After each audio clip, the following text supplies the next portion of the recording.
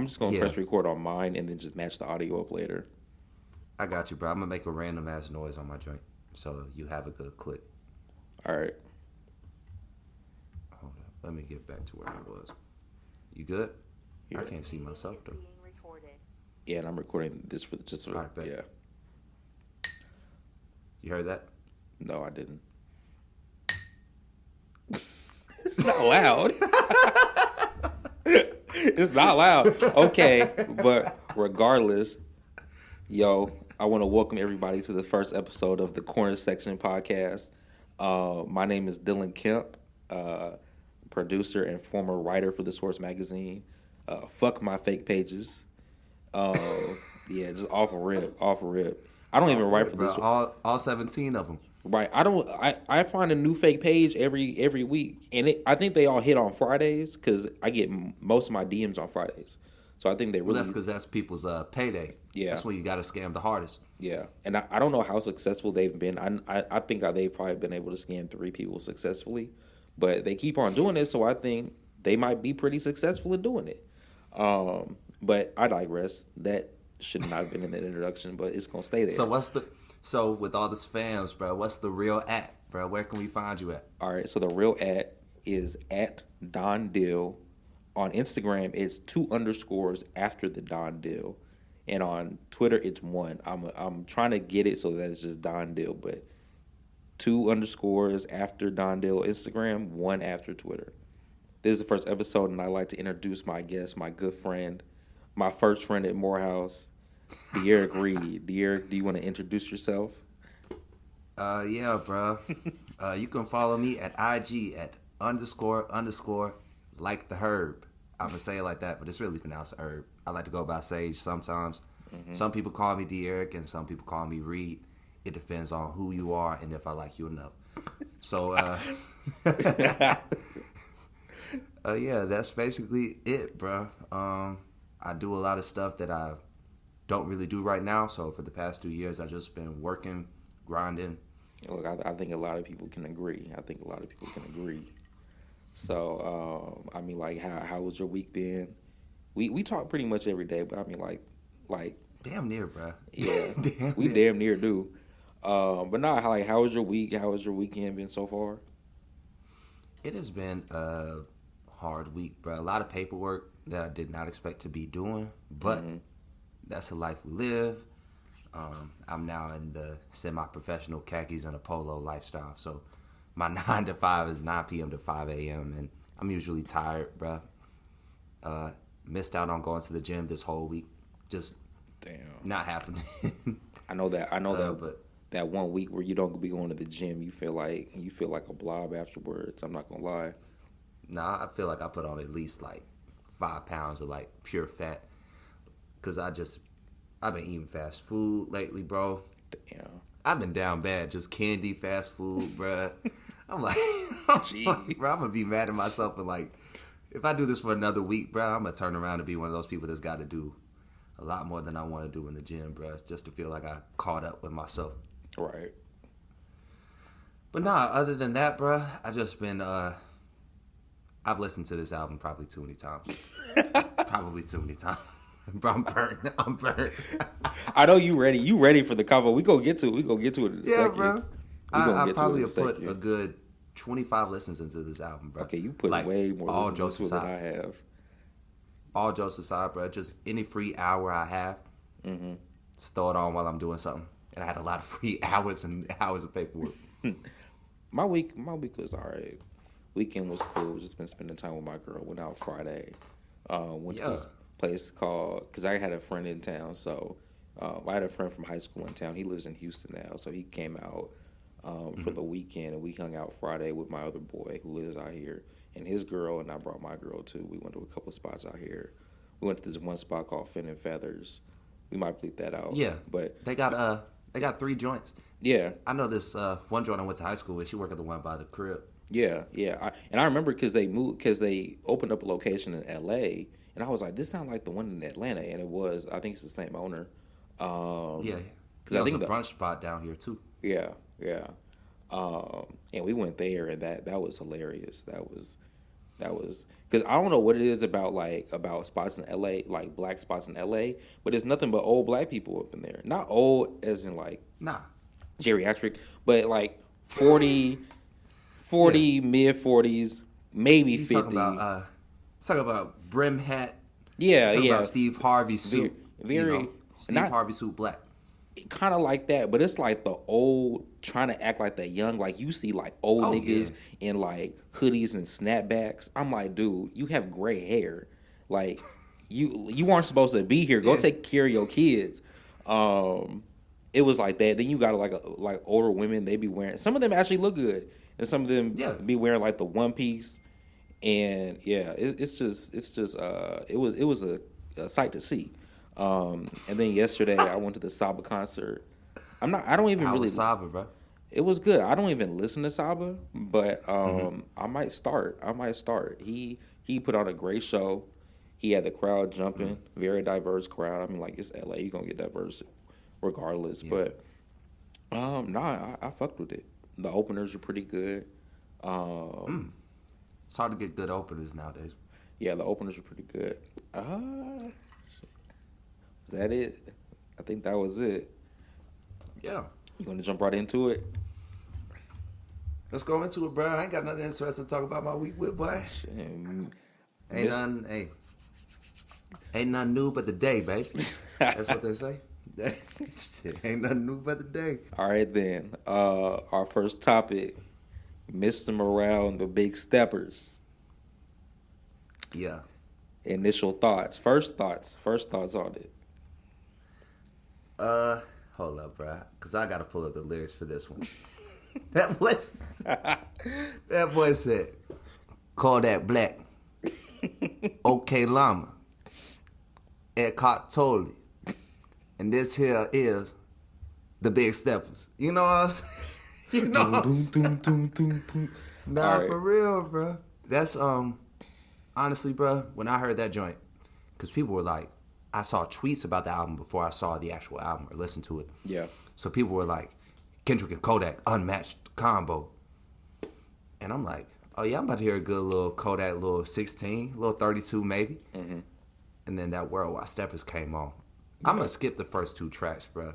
Because that Worldwide Steppers came on, bro. And I did not expect Kodak Black to be the narrator of these albums. I didn't expect that either. At all, bro. That's the biggest surprise of this whole joint.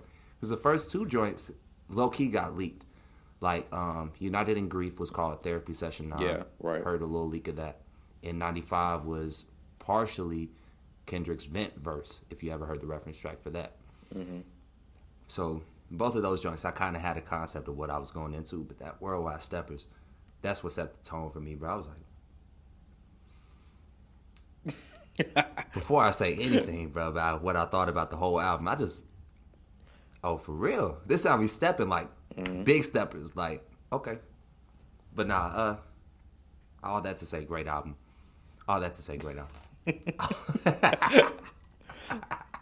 That's hilarious. Yeah. I will say on first listen, 'cause it's weird. Like you got to listen in different settings. So like on first listen, I put on my monitors, my producer speakers. I thought it was good, but I mean, like any good Kendrick album, actually, you need to give it that second, third, fourth, fifth listen. And once I gave it that car test and that headphone test, changed my whole perception of the album. Yeah. I thought it was a very good album. Actually, it was a very good album. It was very good. It's weird because it's not my favorite Kendrick album, but it might be up there. It might be up there, even though this wasn't like a hit every other record. I mean, a hit every other song type album like Good Kid, Mad City or Damn. Yeah. But I mean, like it was a good, just like from a message and clarity perspective, I thought it was very good. This is definitely the clearest I've heard Kendrick. Yeah. Whether that be good or bad. Like, I did not have to sit there and hear a whole bunch of people make think pieces on how this story connects to Good Kid, right, to Pimp a Butterfly, to Damn. Like, in this overarching narrative. No, you got a piece of work that exists for the time that it is in. Like, you see Kendrick right now, or whatever right now is, whenever right now is. Right. And that was really good. I know you were talking about, like, listening to the album a lot of different ways. I don't think most people notice this, but the Dolby Atmos didn't even update for the album until, like, 2 days in or 3 days in. I didn't know that. So, like, yeah, the fidelity of the album completely changed, like, halfway in. And so that could also be a reason why you're like, this sounds better than I originally hear it sounding. And I remember in one of our initial conversations, because I told you, I was like, yeah, like, once I gave that car listen, it sounded different. And you were saying how, like, and then when you listen to it, you're like, yeah, this is a very intimate album. So you need those, like, more intimate settings, like a car or headphones or earbuds, whatever. For sure. Now, granted, there are some songs on here that you could, like, blast on the speaker. Like, N95 is gonna go crazy at the concert. Rich Spirit, which is like my theme song for 2022. Favorite joint, bruh. Which one? That's my favorite joint, bruh. That Rich Spirit. Rich Spirit, hey, Rich Spirit. That's that one, bruh. Broke phone. Nah, for real, bruh. I got a couple past due bills, bruh. I ain't gonna get specific about it, bruh. But I feel him on that, bruh. Stop playing with me, bruh, before I turn you to... Stop playing with me before I turn you to a song. Hey, bitch, I'm attractive. That's my shit. Yeah, and, like, that was another leak, though. Like, word? Bitch, I'm attractive. He had a whole different beat and a whole different verse for it, though. I'm glad he kept that bitch, I'm attractive, and I'm glad he kept that brother joint going on from the King. Yeah. Like that. Frat brother, real nigga, that brother. Yeah, that brother. And give me that brother. Hey, now he snapped. And it has that, and I appreciate that song because it has that, like, West Coast bounce to it too. Yes, and it has that Bay bounce to it. Yeah, for real. Yeah, like you can feel that. You can feel that, bro. I was like, I felt that shit. I just know there's gonna be some dancers, like, you know, Red Bull Dance Your Style or whatever it's called. Like, Red Bull just had a dance competition. Shout out to both Don Soup and shout out to Leo Rosso, because I went to high school with Don Soup. Oh, word. We both did theater together, and then Leo Rosso we met through high school doing theater. We both did an internship for our theater teacher at the time, and he was dancing for him. But Leo Rosso won, and then Don Soup was a semifinalist. So they just both went to New Orleans this weekend for that joint. But, like, all that to say, bro, them dancers are going to go crazy with that Rich Spirit. They going to go crazy with that Rich Spirit, bro. I already know what it is. You know that new camera thing they doing where you can see the bodies moving, and it's, like, crazy. You're going to have to give it a few months, bro. People don't like putting Kendrick on the radio or putting them in their favorites until, like, a few months after the joints drop, because there's so much hype surrounding, like, Kendrick dropping or Cole dropping. Like, you look like a fan, like, you look like a super fan if you playing the music or if you posting about it early. Like, album just came out a week ago, bro. You already riding, bro. Kendrick just dropped, bro. I don't think that's true, but let's go back to the initial thoughts, bro. I'm getting sidetracked like a mug. That's crazy. All right, we back. Yes, sir. Slight technical difficulty. There's always some technical difficulties whenever I try to do something. We got your back like chiropract, bro. That's what that man Andre 3000 say. All right. So let's just pick off where we had to stop. Yeah, I was just doing some random ass rant, but we were really talking about our opinions on the album, bro. So keep going. Yeah, so we're just talking about Rich Spirit. How did you enjoy the album sonically? Sonically, bro, like you said, a Kendrick album is not good on his first listen. Right. Or I won't say it's not good on the first listen, but your overall opinions on an album like that is not something that you just initially react to. Because sonically, bro, I was confused the first listen. Not for real. Not that any of the beats were bad or that the mixing was horrible or anything like that. It was just more like it felt all over the place in times because it transferred over so many sounds, bro.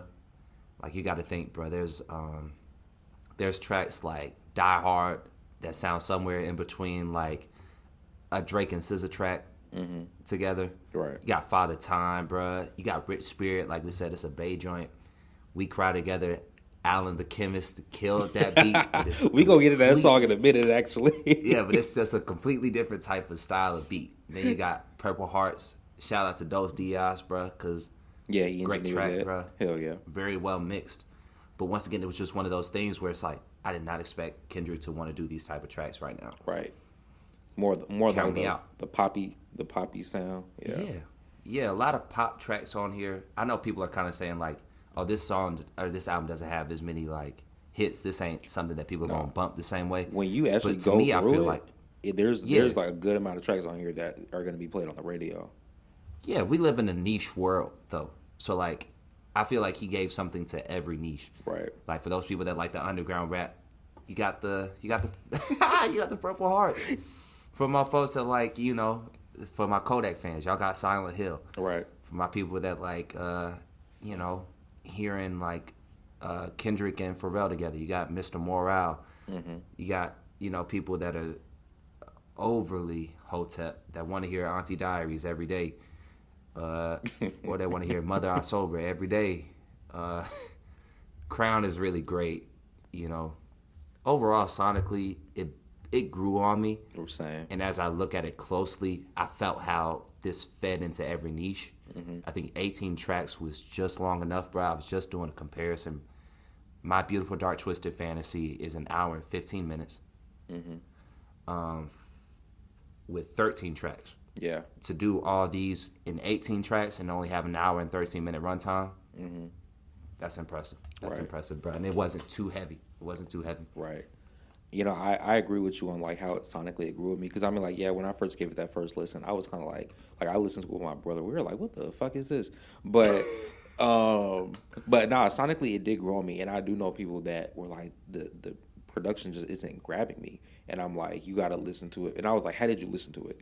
They're like, oh, on computer speakers, and I was like, nah, you got to listen to it. Yeah, I didn't even know people did that. I've done it a few times, but I mean, like, my speakers are damn near blown out on my laptop, so I can't do that shit no more. The bass be rumbling. Bro. I can't even watch a YouTube video on my laptop. That's crazy. But not like sonically, it just didn't grab a lot of people, and I can understand that, because on first listen, it's different. Like, you have a lot more stripped back production. You can kind of, like, I was hearing people say how they could hear like the new Kanye influence in the production, and you can, like, when you start listen to the stripped back production, the kind of weird arrangements in the songs, and then how it's just like a choir melody over some like that's so crazy, weird type drums. Like, there's some influence there, and like you said, I didn't even think about it, but like you said, like, it caters to different audiences. Like, if you want to hear a Griselda track, you can listen to We Cry Together. And if you really just want the instrumental, just listen to the clean version too. I don't know. All 15 words. Right. You. That's literally the whole. I'm tired of these. Like, you know what? You. No, you. That joke was hilarious. Today. We gonna get to that track in a minute. That's funny. But no, sonically, and then it did grow me. But I mean, like, I like the production now, and it's not like the production was bad. It was just like when you look at other Kendrick albums, like Good Kid, Mad City, and To Pimp a Butterfly, and Damn, like, those are like master classes in production. Like, production was phenomenal in all three of those albums. You know, it's so funny, bro. What's up? Keep going, bro. I'm gonna let you speak out your thoughts, because I got one for you. Yeah, I was just saying, like, those were just like master classes, and for the production to kind of, I'll even go as far to say the production took more of a backseat in this album than in other Kendrick albums.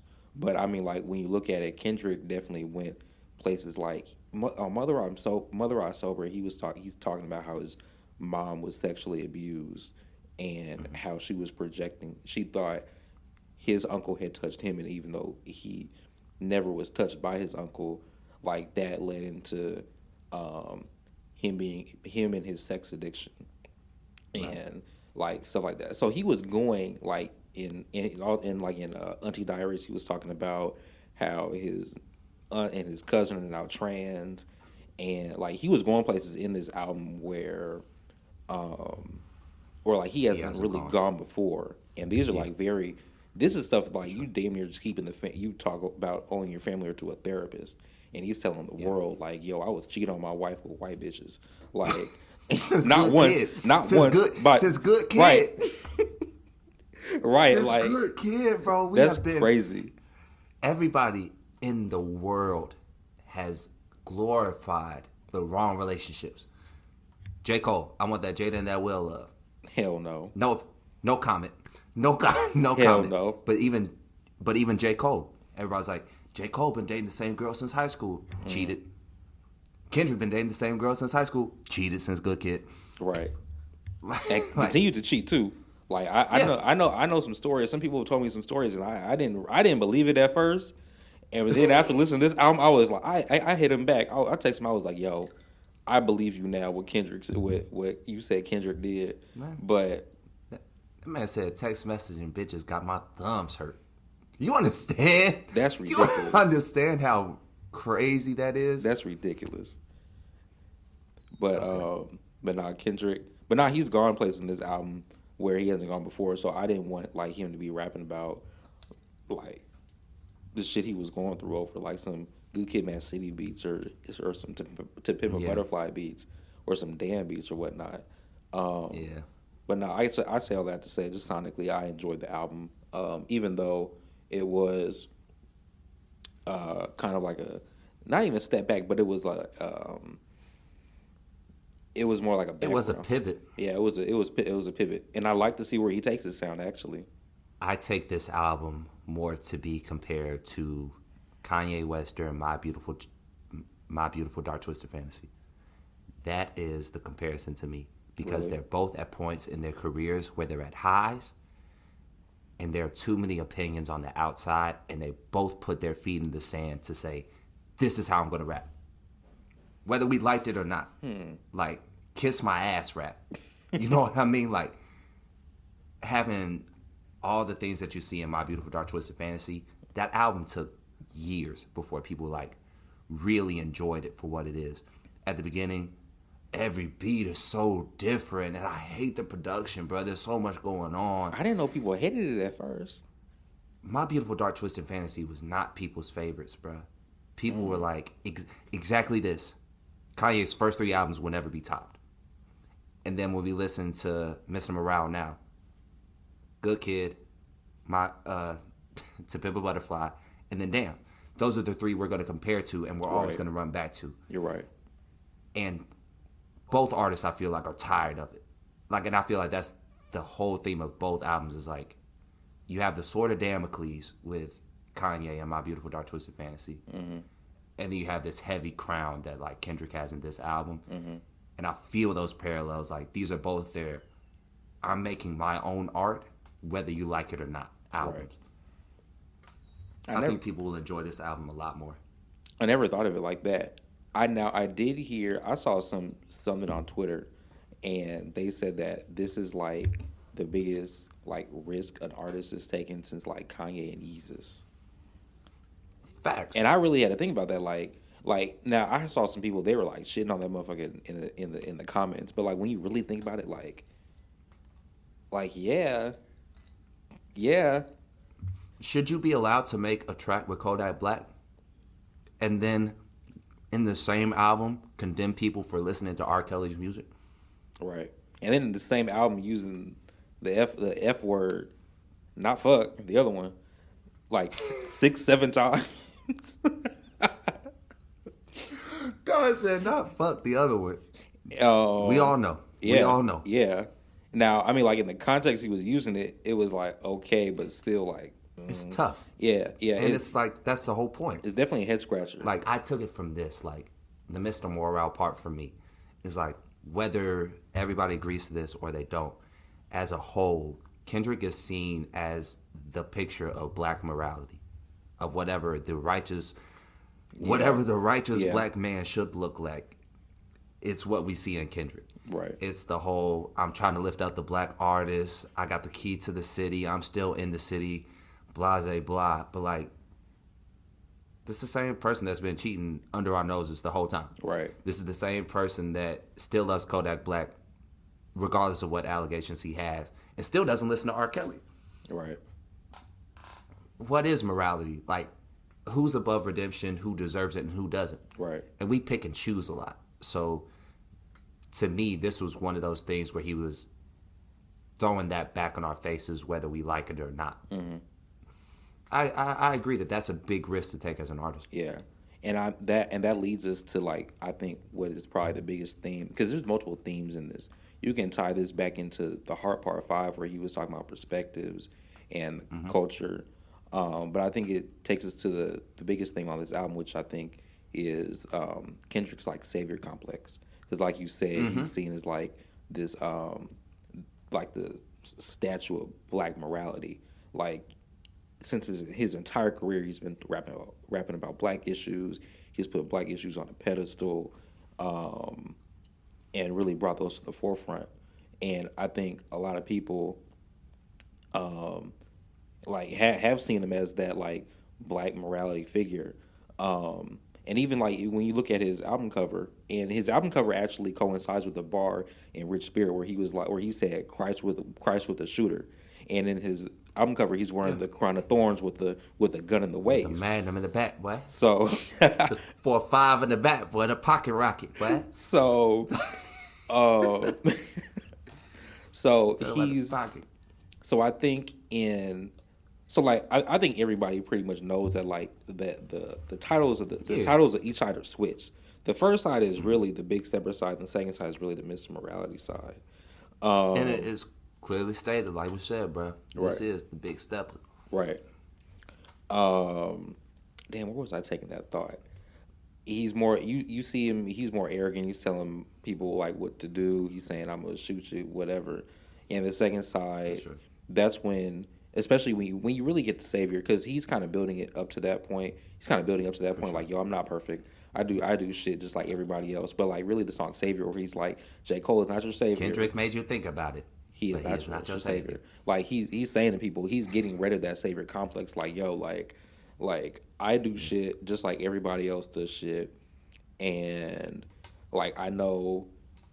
I know a lot of people want me to be that savior figure, but it's like, dog, you gonna have to save yourself. Like, I'm more Kodak. I'm pro black, but I'm more Kodak Black. Right, and then when you get to the last track, right, where he's saying, I choose me. I'm sorry. I choose me. I'm sorry. Like, he's being unapologetic with, like, yo, like, I can't save the world without saving myself first, and he's like, and basically saying, I didn't know how bad my shit was before. And not for real. Now that I've had time to look at it, I've had 5 years since I dropped the album. I was gonna ask, how do you think this ties into the Heart 5? And do we need to let's give like a little background on the Heart 5 though, because everybody's pretty much heard it. Sure. But I haven't heard any good deep dives into it. Okay, so obviously there have been 4 other parts to the Heart. Right. That have all came out during different eras in Kendrick's life, whether that be when K. Dot transitions his name from K. Dot to Kendrick Lamar, with the Kendrick Lamar EP, kind of getting to that point where Top Dog is taking off. Then it's the whole Kendrick is signed to Interscope and Aftermath. Then you got both Good Kid and To Pimp a Butterfly are both out to great acclaim. And what comes next, So there's the Heart Part 4 there. And then 5 years pass. And Kobe's dead. And Nip is dead. OJ's back from jail. Will Smith has slapped Chris Rock in the face at the academies. And Kanye has been just wild. Yeah, Kanye is currently going through a manic off with Pete Davidson. Right. Like, they're literally showing who can be more manic at whatever moment, and it's like, what the fuck is going on in the world?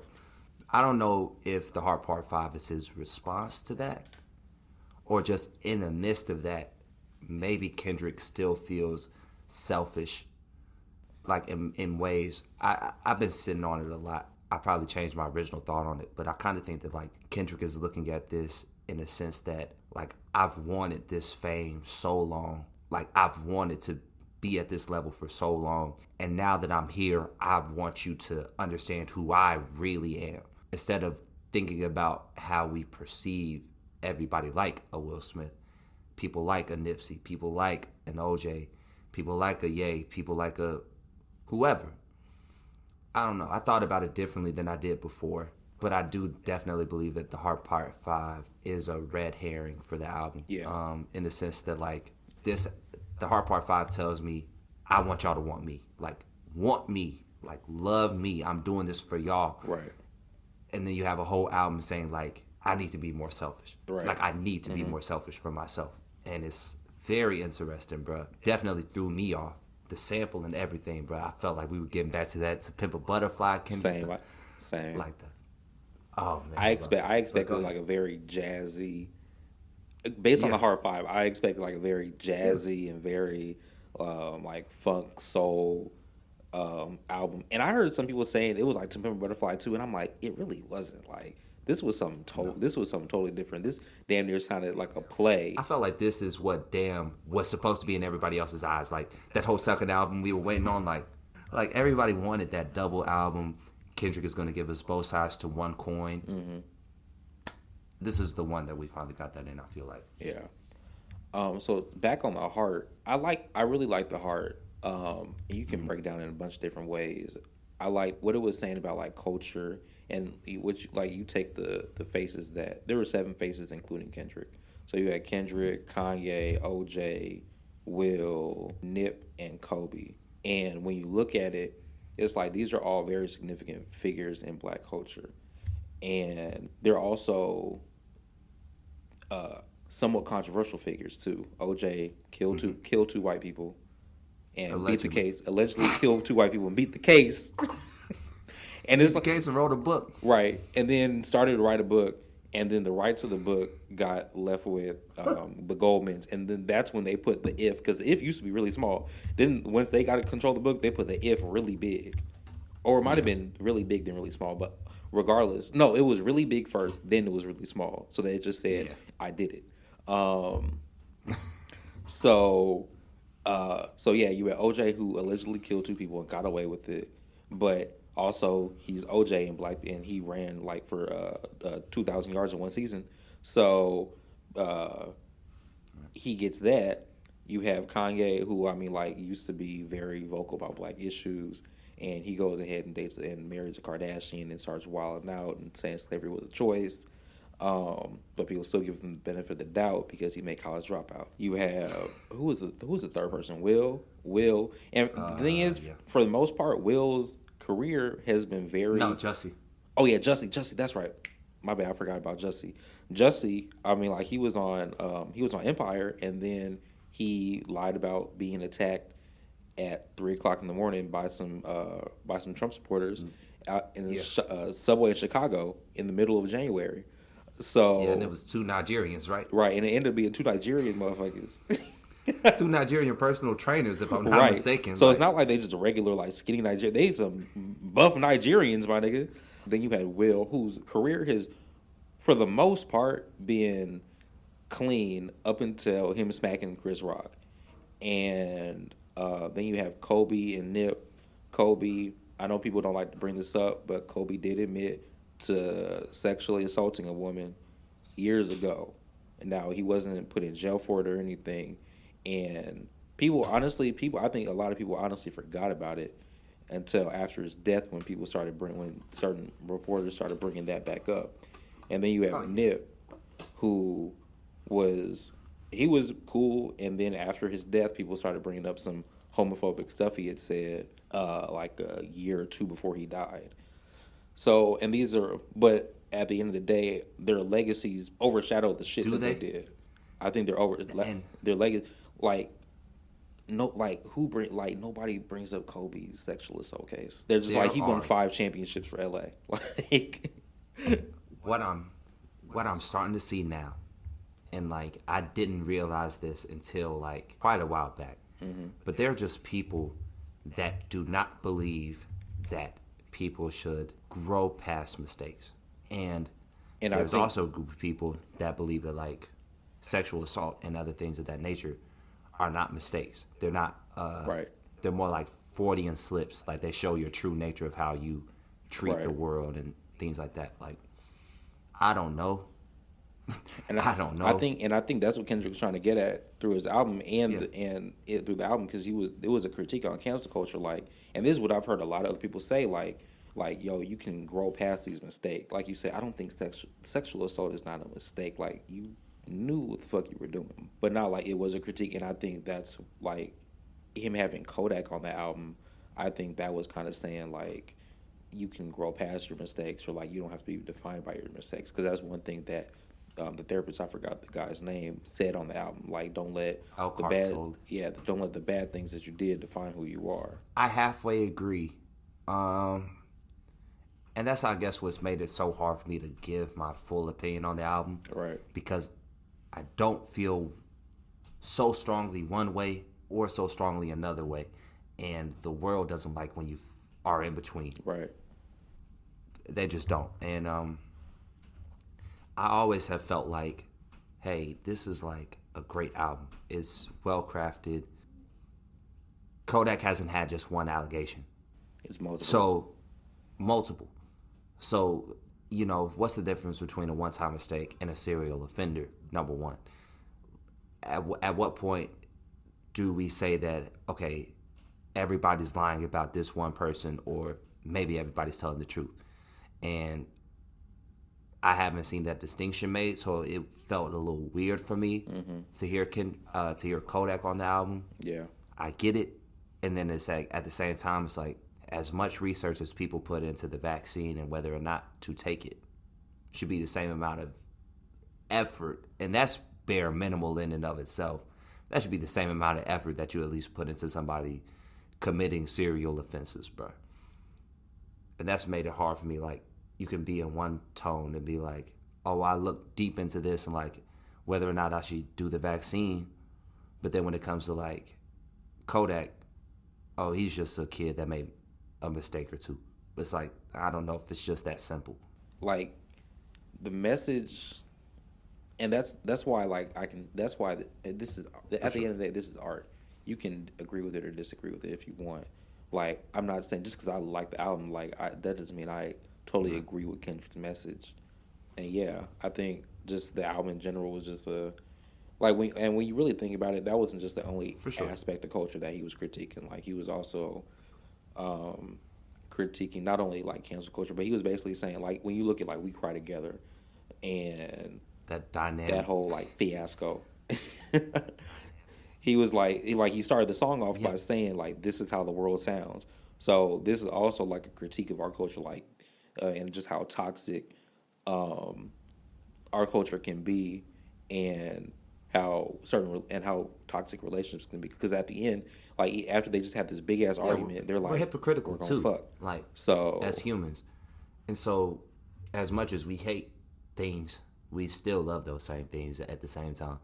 Like, and as much as I hear people kind of like, I've heard people that are actively against sexual assault, you know, all these people, bruh, be the same niggas, be the same folks. Push these niggas off me like, push these bitches off me like, push these niggas off me like, and they're listening to the Kodak part and they saying the words and all that. But It's like, last month I saw, if you're against rape, don't skip. I'm not gonna lie, I hate it when I see those. Oh yeah, I mean, but people are contradictory like that. Like, they think that something like that matters more than like another thing. Or shit, that's another thing Kendrick was talking about. He was talking about the overnight activists and the fake activists. Exactly. Like, you got to think, there are so many people in this world that look at stuff surface level, or even if they feel like they're not, the questions they're asking really aren't getting to the root of the problem. So it's like, it's frustrating, I'm sure, on both ends, because somebody can look at a Kendrick and be like, he has one line, what is it in Mr. Morale? One protest for you, 365 for me. At the same time, it's like, Kendrick, we don't see you. Yeah. So, like, where's the proof, bruh? Like, we don't see Kendrick out doing shit. So it's like, it's all a give and take. It's all a give and take. Did you catch the No Name slight? Kinda not. Yeah, it was Savior, and he was talking about like the culture's fascination with like comparing blackness and fake activism. And I think there was a bar. Let me pull up the lyrics actually. It's got to be the third verse. I think it is. On that, Oh no, it was the first track where he said He said I seen niggas arguing about who's black or even blacked out screens and called it solidarity. Meditating in silence made you want to tell on me. And so I look at that. And then when No Name came out during the George Floyd protest with a tweet about like your favorite rappers and be rapping about all this black stuff and they don't be out here protesting with us, and then how Kendrick, I think Kendrick was at a protest if I'm not mistaken. I remember he went to one. Yeah, I remember. Yeah, he was at one, but for the most part he was silent. And J. Cole was the one who responded to her and said, "I don't be reading." And yeah. He said, I don't read. Bro, this is the only nigga that has ever in the history of rap been like, I don't be reading like that with my college degree. That was hilarious. And then go into like the next album and the next feature run, popping off words that like, popping off SAT words. we gonna get into a J. Cole discussion one day. I'm gonna get into one day. That nigga J. Cole be dropping off SAT words and still swear he don't be reading books. How did you feel about Father Time? Honestly, I need to give it another listen. Because I know he was. Yeah, he was talking about. I've killed this album, bro. He was talking about the issues he had with his father. I know that. You know, it's so weird. As many listens as I've given this album, I just don't have formulated opinions. They're like dream states. Yeah. Like where I wake up and I can remember bits and pieces. Mm-hmm. And I just completely forget other shit. Like, completely. The album's good. But even at the most basic idea of rap, like, repeatable bars.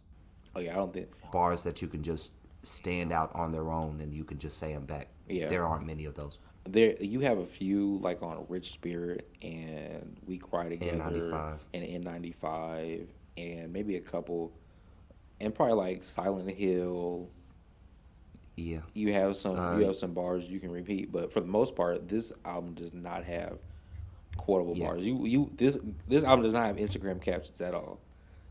The idea that somebody would go on Instagram and post, "I got daddy issues, that's on me," is actually that's wild. It's fucking but I can see some chick do that. I can see a chick do that. Put like a picture of her in front of like Mastro's or something on her birthday, and like, I got daddy issues.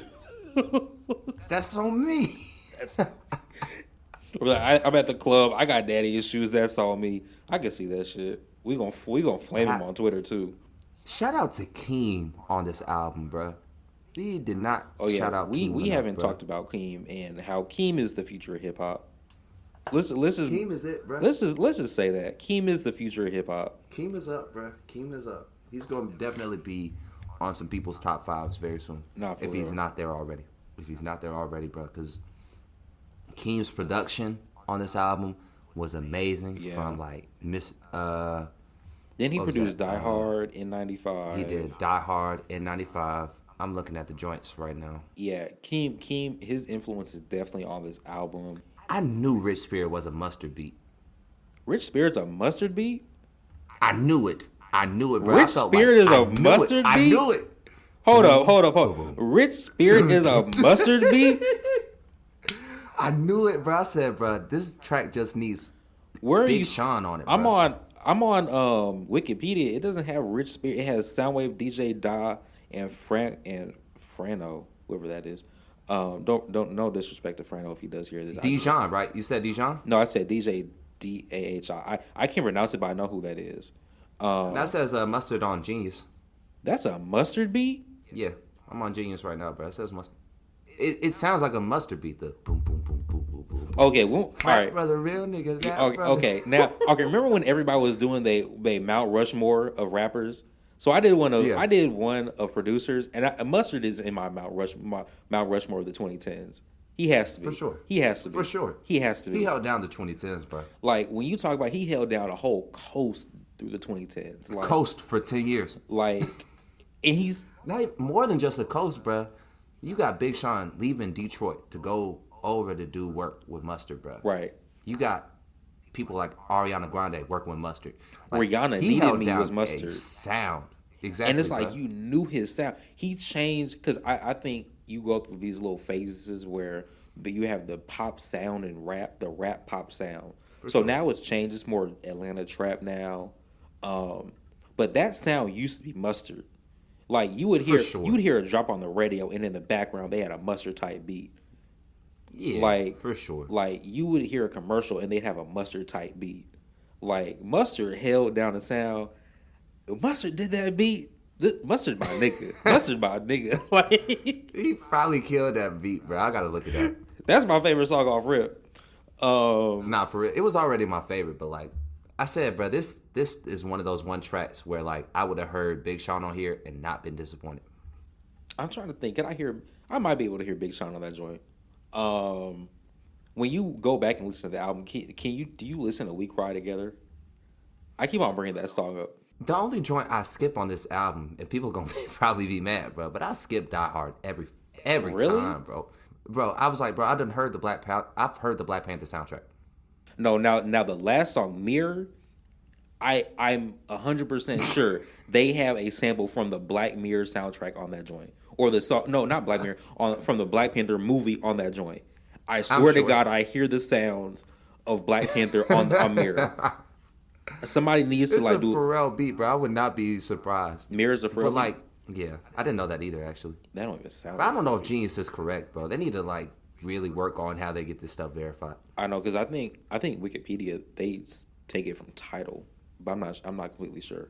But I'm pretty sure I hear like you definitely hear the Black Panther influence on this album too. Yeah, I'm like, bro, I don't know, bro. That it actually does make me a little mad though.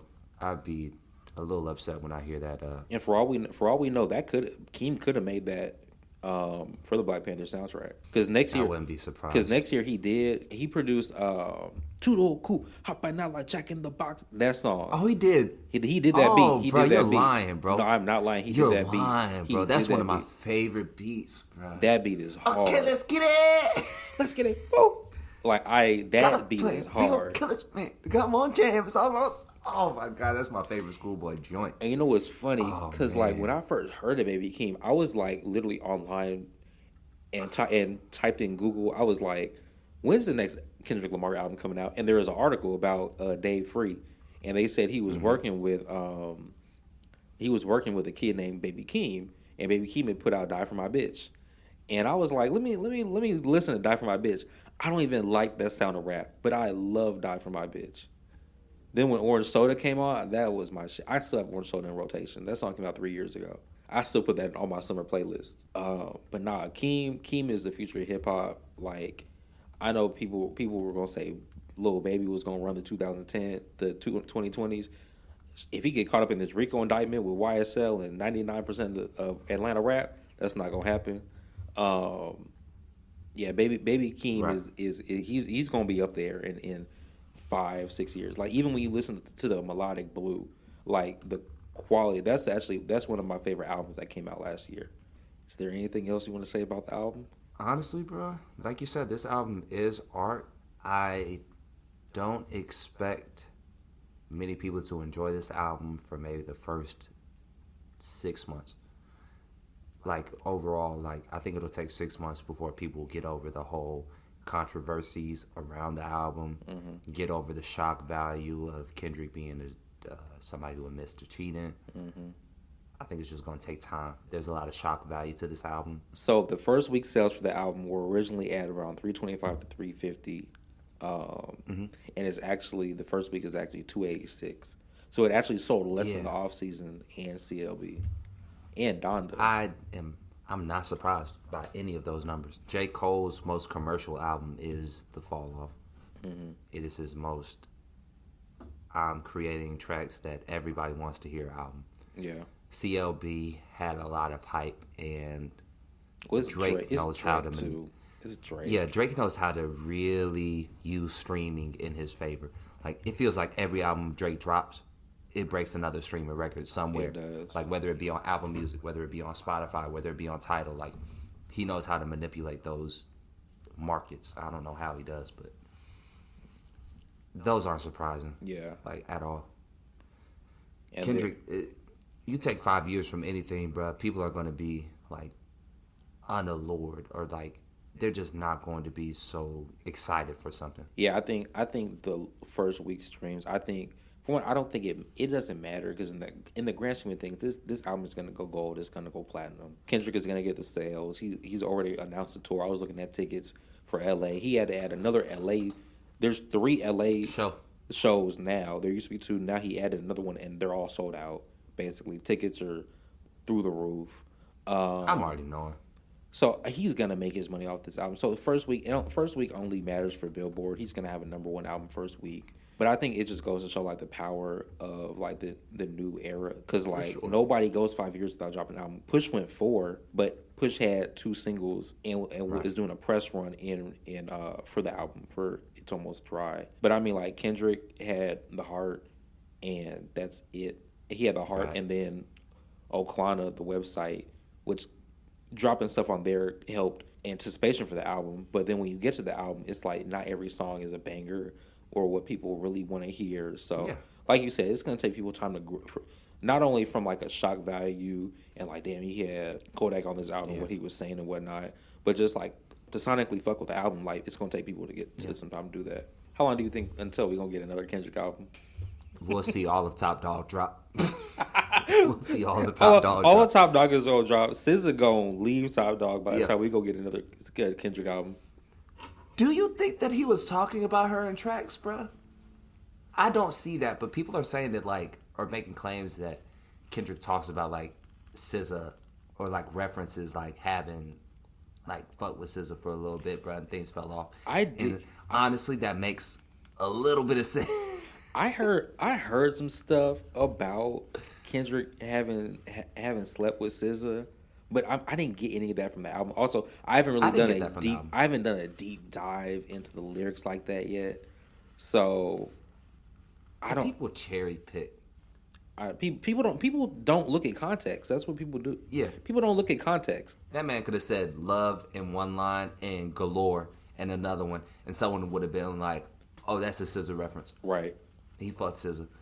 Like, that's what I mean. Like, people kind of, instead of people believing what they see, people see what they believe. Right. So whatever they want to get out of it, that's what they're going to get out of it. Yeah. And even if they did have sex, bro, they're adults. Right. Like who cares, bro? They had their time. If they did. If they didn't, they didn't, bro. And we're just sitting here just speculating for views. But who cares? I wouldn't be. Who cares? I wouldn't be surprised if they had gone on like a couple of dates or anything, or at some point. But I don't think they fucked. I don't know. I think they were. Just get. That's some bullshit. Like, I can't even put any words that make sense together. Like, just get that shit out my face. Nah, for real, bro. It's like, it's one of those things, bro. You got to think, like, once again, bro, people just love to make narratives, and already SZA is already seen like as a black sheep of Top Dog, like with that whole thing with Control and the way it dropped, and SZA's retiring from music. SZA got a single coming out next week. Punch don't fuck with SZA. They've been saying SZA got a single coming out for next week for the last like 3 years. That's only because every time Top and Punch are like, "This is ready," SZA be like, "No, I don't fuck with the song no more." So, yeah. Outside of just like the artist of Top Dog, I don't think Top Dog was going to last very longer. I don't think so either. I think Schoolboy. I think he has one more album in him. I don't even think he has that, bro.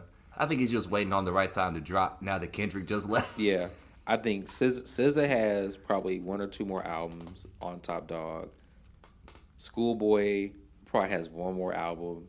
Because Schoolboy, I don't think Schoolboy's main focus is music anymore. Like, I think because Schoolboy got a baby girl. He likes being a dad. He wants to play golf. Like, I don't think his daughter plays soccer and she travels for her soccer games. Yeah. So like he goes across the country for her. I think he just wants to like do what he wants to do, and he just wants to play golf and raise his kid. I don't think music is really on his mind. SZA, I think ever since Mac died, that's been his little thing, bro. Mm-hmm. I think if they want to keep on, like, running shit, they either gonna have to find some new artists, or maybe Top Dog had they run. Lance Skywalker needs to drop a better album if Top Dog is going to survive. I didn't listen to his last album. I haven't heard any good album from Lance Skywalker yet, and I think he's a decent artist, but they treat him like a feature artist. If you want your business to succeed, every artist has to get the same type of coverage, and Top Dog is signing too many people right now that aren't getting enough love.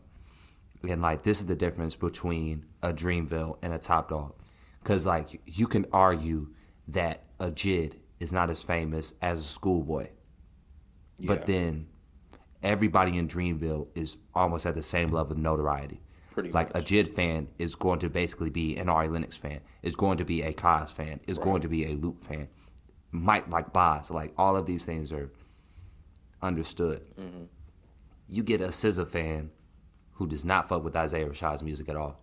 Or you might have somebody that's still waiting on an Ab Soul album. You might have somebody that's waiting on an Ab Soul album, bro.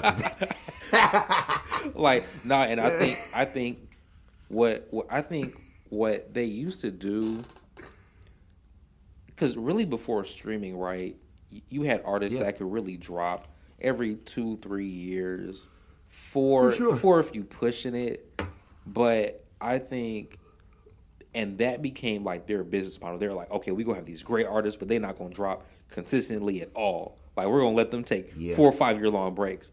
And in the long run, you see how like a Dreamville, where everybody in Dreamville pretty much drops almost every year or every other year. And they space out their albums They space out their albums. It's like they really have them in that studio cooking. Like, they are like studio rats. Like, they live in that studio. And they're producing. They put out shit in the time it took for Kendrick to drop another album. They put out 2 Revenge of the Dreamers. They put out a Revenge of the Dreamers and then another Dreamville comp. Yeah, they put out like 2 compilation albums. So, and Cole put out what? Cole dropped 2 albums. Earth Gang damn near dropped 2 albums. Yeah, and it's like Cole has dropped 2 albums in the time. Yeah, damn. And it's like you have a label that's run by an artist, because labels that are run by artists are way different than labels that are run by like execs or whatnot. Because the exec don't have to make music. J. Cole is still making music and running the label.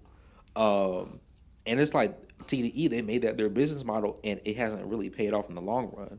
Like, sure, you've built this mystique. Your artists have built this mystique that they only drop every once in a while, and then when they do drop, it's like a big, big thing, like asteroid hitting the Earth event.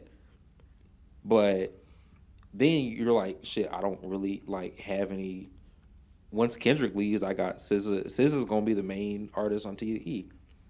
They have heavy hitters in Top Dog, but Top Dog made a horrible long-term decision. Yeah. By deciding that it was going to be Top Dog season 4 years until the next one. Right. Because everybody drops in this condensed 6-month time. Like, everybody in Top Dog drops damn near a month after each other, and you're stuck there damn near an overload for a whole year, which is good for them because they're getting new streams or they're getting revenue in from all these artists at one time. Mm-hmm. But it does not sustain well when everybody in the world had to take a break from everything. Right. And now nothing has the same weight of we've waited so long because for 2 years everybody had to wait for something. Mm-hmm. And now you have nothing to compensate with that lost time with. That's one thing I can give to Dreamville. Because they have recorded so much, it took nothing to take 7 tracks from Revenge of the Dreamers and some new shit that y'all are already working on, but y'all aren't dropping any albums right now because everybody has one ready from COVID. Mm-hmm. Let's go ahead, make another comp album with those tracks and put it out. Top Dog would be it's not Top Dog season. Yeah. So we're just not going to drop anything, bro. Because last year, bro, everybody dropped a single at the same time, except for Kendrick and SZA. But you had Punch that dropped a single, Isaiah dropped a single, Ab Soul dropped a single, with just those 3 people, bro. Mm-hmm. And then I think Reason had a single. I just don't think Top Dog is really going to have to change their business model if they want to keep on thriving, especially in 2020. Because not only do you have Dreamville, but you got You got Gotti's label. LVRN. You got LVRN, and they're even though they just signed a new act because I think Summer. Now, don't get me wrong. I like some of Summer's music. I haven't listened to her last album. Her first album I couldn't get into at first until I was, and then that's when I really loved the album. Yeah. I was gonna say, bro. Hey, but disclaimer. disclaimer. But no, at first I didn't like the album until I was in that situation. Then I was like, this is actually a really good album. And now that I listen to it, I'm like, okay, I can fuck with it.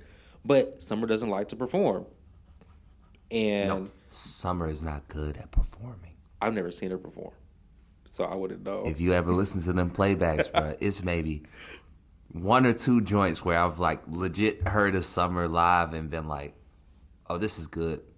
But like every clip I hear, it's kind of like you can tell she just doesn't want to be on that stage. Mm-hmm. Like, I don't want to see somebody live that feels like it's taxing to be there. Yeah, and because there's less money in music now, and especially on the streaming side, like the label Pennies like, on the dollar. Like it's pennies on the dollar. Like the label is gonna get more money than the artist does off of each stream, but that's not a viable business model. You just can't run a label off of streaming. But nah, like just in terms of touring, like they signed a new artist. I forgot what her name was, but because like Summer doesn't want to fucking perform, and that's when like the reason why you have artists in 360s is because there's less money there's less money in music. So right. the label has to get their their money back somehow, and that's where they get it on the touring side. On the back end, yeah. So yeah, you have like LVRN, you have Gotti's label who's putting out. Now I only listened to a couple of artists on the label, like of course Gotti. His project that he dropped earlier this year was actually pretty good too. As a Tennessee native, bruh, I gotta give more time, bruh. I gotta give more time to the Yo Gotti, bruh. I gotta give more time to Tennessee rap as a whole. Yeah, but I like there's nothing really outside of like Memphis and Nashville. Honestly, I like Memphis rap more than I do Atlanta rap. Memphis got that bounce to it. Memphis rappers got like that bounce and that like what do you call it? The, like vocal thing. That like, it's a draw. That draw. I like that draw. Always like that. Nah, I think it's like one of them things, bro. Like you gotta understand, Tennessee's it's not even a large state, but it's a wide state. Yeah. And so like even like there, like West Tennessee, bro, close to like things like Mississippi, Louisiana, like those influences are going to kind of show versus like East Tennessee where you're closer to like Virginia, Atlanta, like those things kind of show. That's to say, bro, I get why people like Memphis rap, but it's not my cup of tea, bro. Never liked it, bro. Not like that, and not to be disrespectful, bro, but I come from a whole different side of the state. Right. So Atlanta's like gold to me, bro. I love Atlanta rap over Memphis any day, bro. I'm biased, and I will listen to Grindin' before I listen to a 3-6 Mafia joint. That is a fact. Okay. That is a fact. That's a fact. I can say that, bro. So that's almost a perfect segue to our next when we talk about like regions and rap, and we start talking about Atlanta rap. That brings us to we got to talk about it. The Young Thug, the YSL indictment, and what could possibly be the fall of Atlanta rap. Hey, bro. How Atlanta rap get taken out in 2 weeks? I gotta send you this dude. Oh man. How did Atlanta rap fall in 3 weeks? That and the Migos breaking up. First off, bro, I forgot to say this when you asked me about my weekend like an hour ago, bro. I went to Lil 5 for like the first time in like 6 months or whatever. Lil 5 used to be the spot. Used to be, right? I'm like, it used to be the let spot. me just go ahead. Yeah. Shout out that man, Daryl and Lil 5 Soul, if I'm not mistaken. Or Soul Village, I guess they call it now. Or they've always called it that. Shout out to him, bro, because that's the only thing in the whole Lil 5 that felt familiar. Shout out to them because I got over there, bro. I'm looking around, bro. It's a you know where I get my ice cream from, bro. I was going to get cinnamon ice cream for Lil Five. I'm not gonna say where, but like I'm looking over there, bro. It's a nigga just smoking a blunt, just out in the public, bro. That's some Lil Five shit. Yeah, it's 12. They parked their car. They got a bike rack on the back of their joint, bro. The cop is going to patrol the fucking street to make sure there's nothing crazy going on, bro. And it's like, I was like, bro, this is actually the type of place where RICO charges do get indicted. Like, Atlanta has taken a left turn, bro. I'm looking around, bro. I'm like, oh yeah, bro. Thug can't survive out here. This ain't no, this ain't pushing P right now, bro. This ain't it, bro. Dog. Like, I just the city is not hitting right now. Except for the hookah. Nah, Atlanta hookah. Look, if you saw my close friends last week, I was at this one joint in LA because LA has terrible hookah. Like, LA has the worst hookah. LA and Dallas have bad hookah. Dallas has bad hookah because they you can't have the coals, so the hookah don't be getting hot. That's crazy, bro. Yeah. What, they use like electric hookahs? Yeah, they use like an electric heater or something. That's so crazy. Heater. So when you get them coals, like this place I went to last week, they had this coals called Biblos. Place I went to was called Biblos. I got that hookah, I almost fell over my seat. It was almost on that Bakari hookah. The Bakari's hookah. Bro, don't even get me started on Bakari's. Bakari's, you either get the greatest an hookah, amazing hookah experience, or the worst hookah experience. Like, bro, you knew Bakari's, bro. Sometimes they be out of their pizza, and sometimes their pizza be hitting if they had that motherfucker. Bro, the holes just be broke.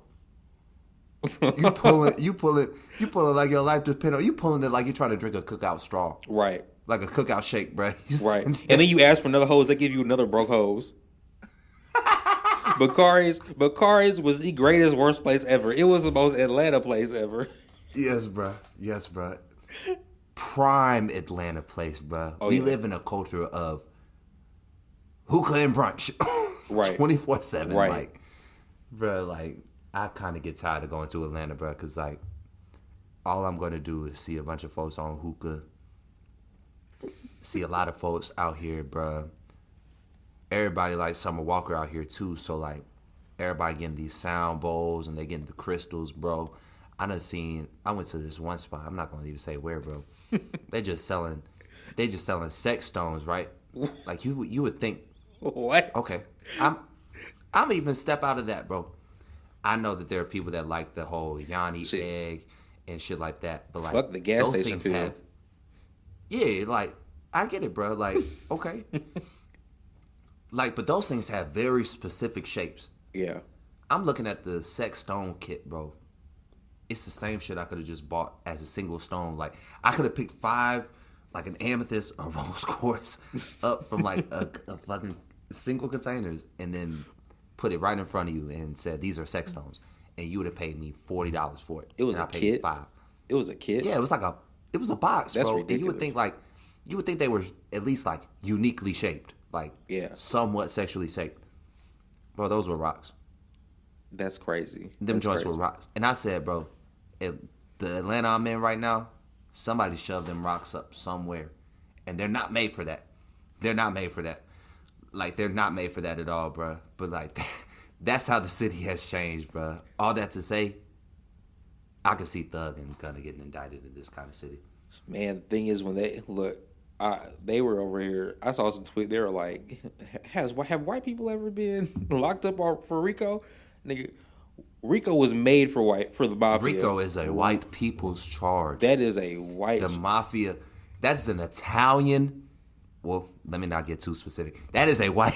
That is a white crime, bro. If y'all ever heard of the 5 families, that's how they was locking up the 5 families. Irish, Scottish.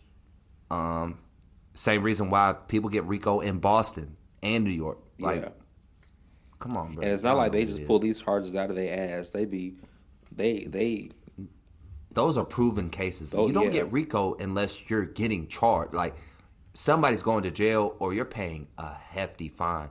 Like the Atlanta teaching scandal, for instance. Them folks was caught red-handed.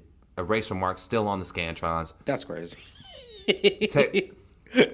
Text from teachers talking about don't forget, we need to have this score range.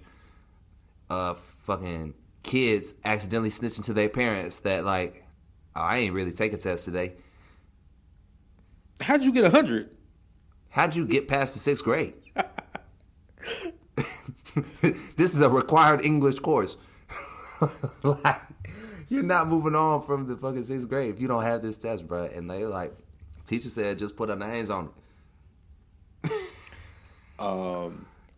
So in terms of Thug and Gunna, everybody knows they're caught up in the RICO. Thug is facing two charges, one in relation to being like the head of a criminal organization, and one other one is breaking RICO, which is violating RICO, and Gunna's is like in relation to some robbery. And so I don't know what's going on right now. Honestly, I haven't heard too much news about it. I've heard news about it, but it hasn't been like pertinent news about like new things happening in the case and whatnot. Did you I think the most is like they got denied bond. Yeah, I think they did get denied bond. And Gunna actually turned himself in. I think Gunna will be singing like a canary. He's going to sing like Mariah. I thought the same thing. I think Gunna might sing like Mariah. He has a lessest charge. He has a lowest charge. That's not even a word. I think the niggas are just gonna have good lawyers. Shit. I think them niggas are gonna have phenomenal lawyers. You better call Jay-Z. Now I don't know if they're going to beat the RICO case. Let me be very clear about that. Yeah. It's hard to beat RICO. Oh no, they're definitely gonna get some great lawyers. They're definitely lawyering up like crazy. Yeah, they're gonna have to get some phenomenal lawyers, right, bro. And I think that's gonna really give them a chance to, like, number one, not have to serve time in jail. Yeah. You got to think Gucci for like 2 years was on house arrest in Canada. Mm-hmm. Like, they have that type of career where they can go on house arrest and still be able to travel. Yeah. Just as fine. Like, I can see that very much happening. They're on house arrest, bruh.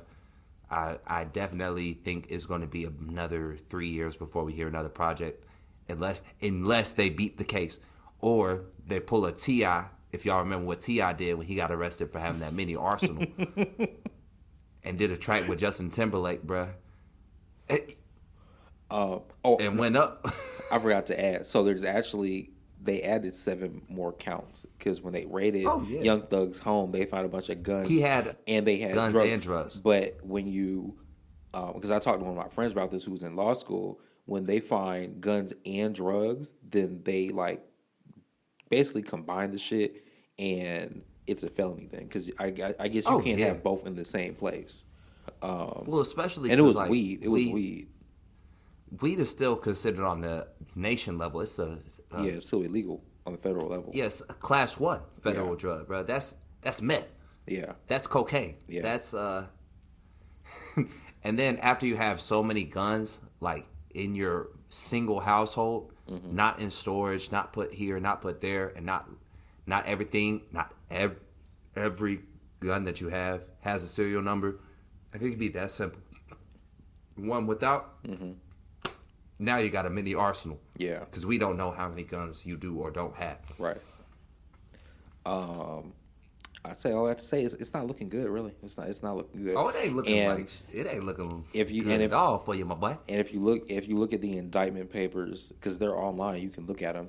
It'll have like the other lists that they're targeting. So what I didn't know is that these rappers were, I hate saying these rappers, but like Thug and Lil Baby, they were in these groups that you thought were just music groups, but they're also gangs too. It's like 4PF is a Crip it's part of the Crips. I'm not gonna get deep into that. There's this white boy from England, I forget his name, bro, but his whole career is just making like videos about this whole thing, bro. Yeah, like the fact that like Rich Homie and Thug don't rock together because of what this Rico case is over is wild to me. Like Dirt the same way. Like all these folks, bruh. I get the whole concept that yeah, y'all have probably been in affiliations, and there was probably one person that decided like y'all can legally make some money. Yeah. And then there was somebody else around there that was like, we can really use this to rinse the money. Because there are some people that still do that. Like, they're still rinsing money through these illegal organizations. And, which is like all allegations, number one. But number two, like, eventually that does come up to catch you. Right. Like, you know, and not everybody can be on board, especially when you're trying to get into a legal route. You can't play both sides, I guess I should say. You can't want to go that legal route and still hold on to illegal things, bro. Yeah. And not to say that's what's going on with Thug and Gunna, but like overall rap has hit this level of like, you got people like your Tay-K's, and then you got people like your 6ix9ines. Yeah. But like it all blurs from the same line of like what's rap and what's fiction. I mean, what's real life and what's fiction, like overall. Yeah, like I forgot who it was, but they were saying how like this generation actually like lives out their raps. Like when you look at you look at like the older generation, when you look at the Nas and the Jay-Z's and like the Wu-Tangs and whatnot. Even when you look on the West Coast side, when you look at like Cube and Dre and Snoop, like yeah, some of these dudes were actually like in gangs. Like Snoop was actually in gangs, and he rapped about stuff that he actually happened to him, but it's not like he was actively doing that shit. Now, granted, he had Murder Was the Case where he was talking about like the murder case he was on. Yeah. I was about to say even he had to face ramifications for that at a certain point. Right. But it's like he wasn't like actively doing stuff. Like he wasn't like getting off stage and then like in connection with like 5 murders that happened while he was on stage. Like I'm hearing they were calling Thug after they finished killing somebody and was like, "Hey, we just killed this nigga for you." That's wild. Bro, yeah. That's wild. It's one of those type deals, bro. But you got to understand, like, I don't like talking about these things for multiple reasons. Only for the reasons of like some of these people have not been indicted yet. Right. And sometimes when we talk about these things, because they are so blended into real life, like we unavoidably give evidence to the opposition. Yeah. And as woke as somebody might be, I still believe that snitches get stitches.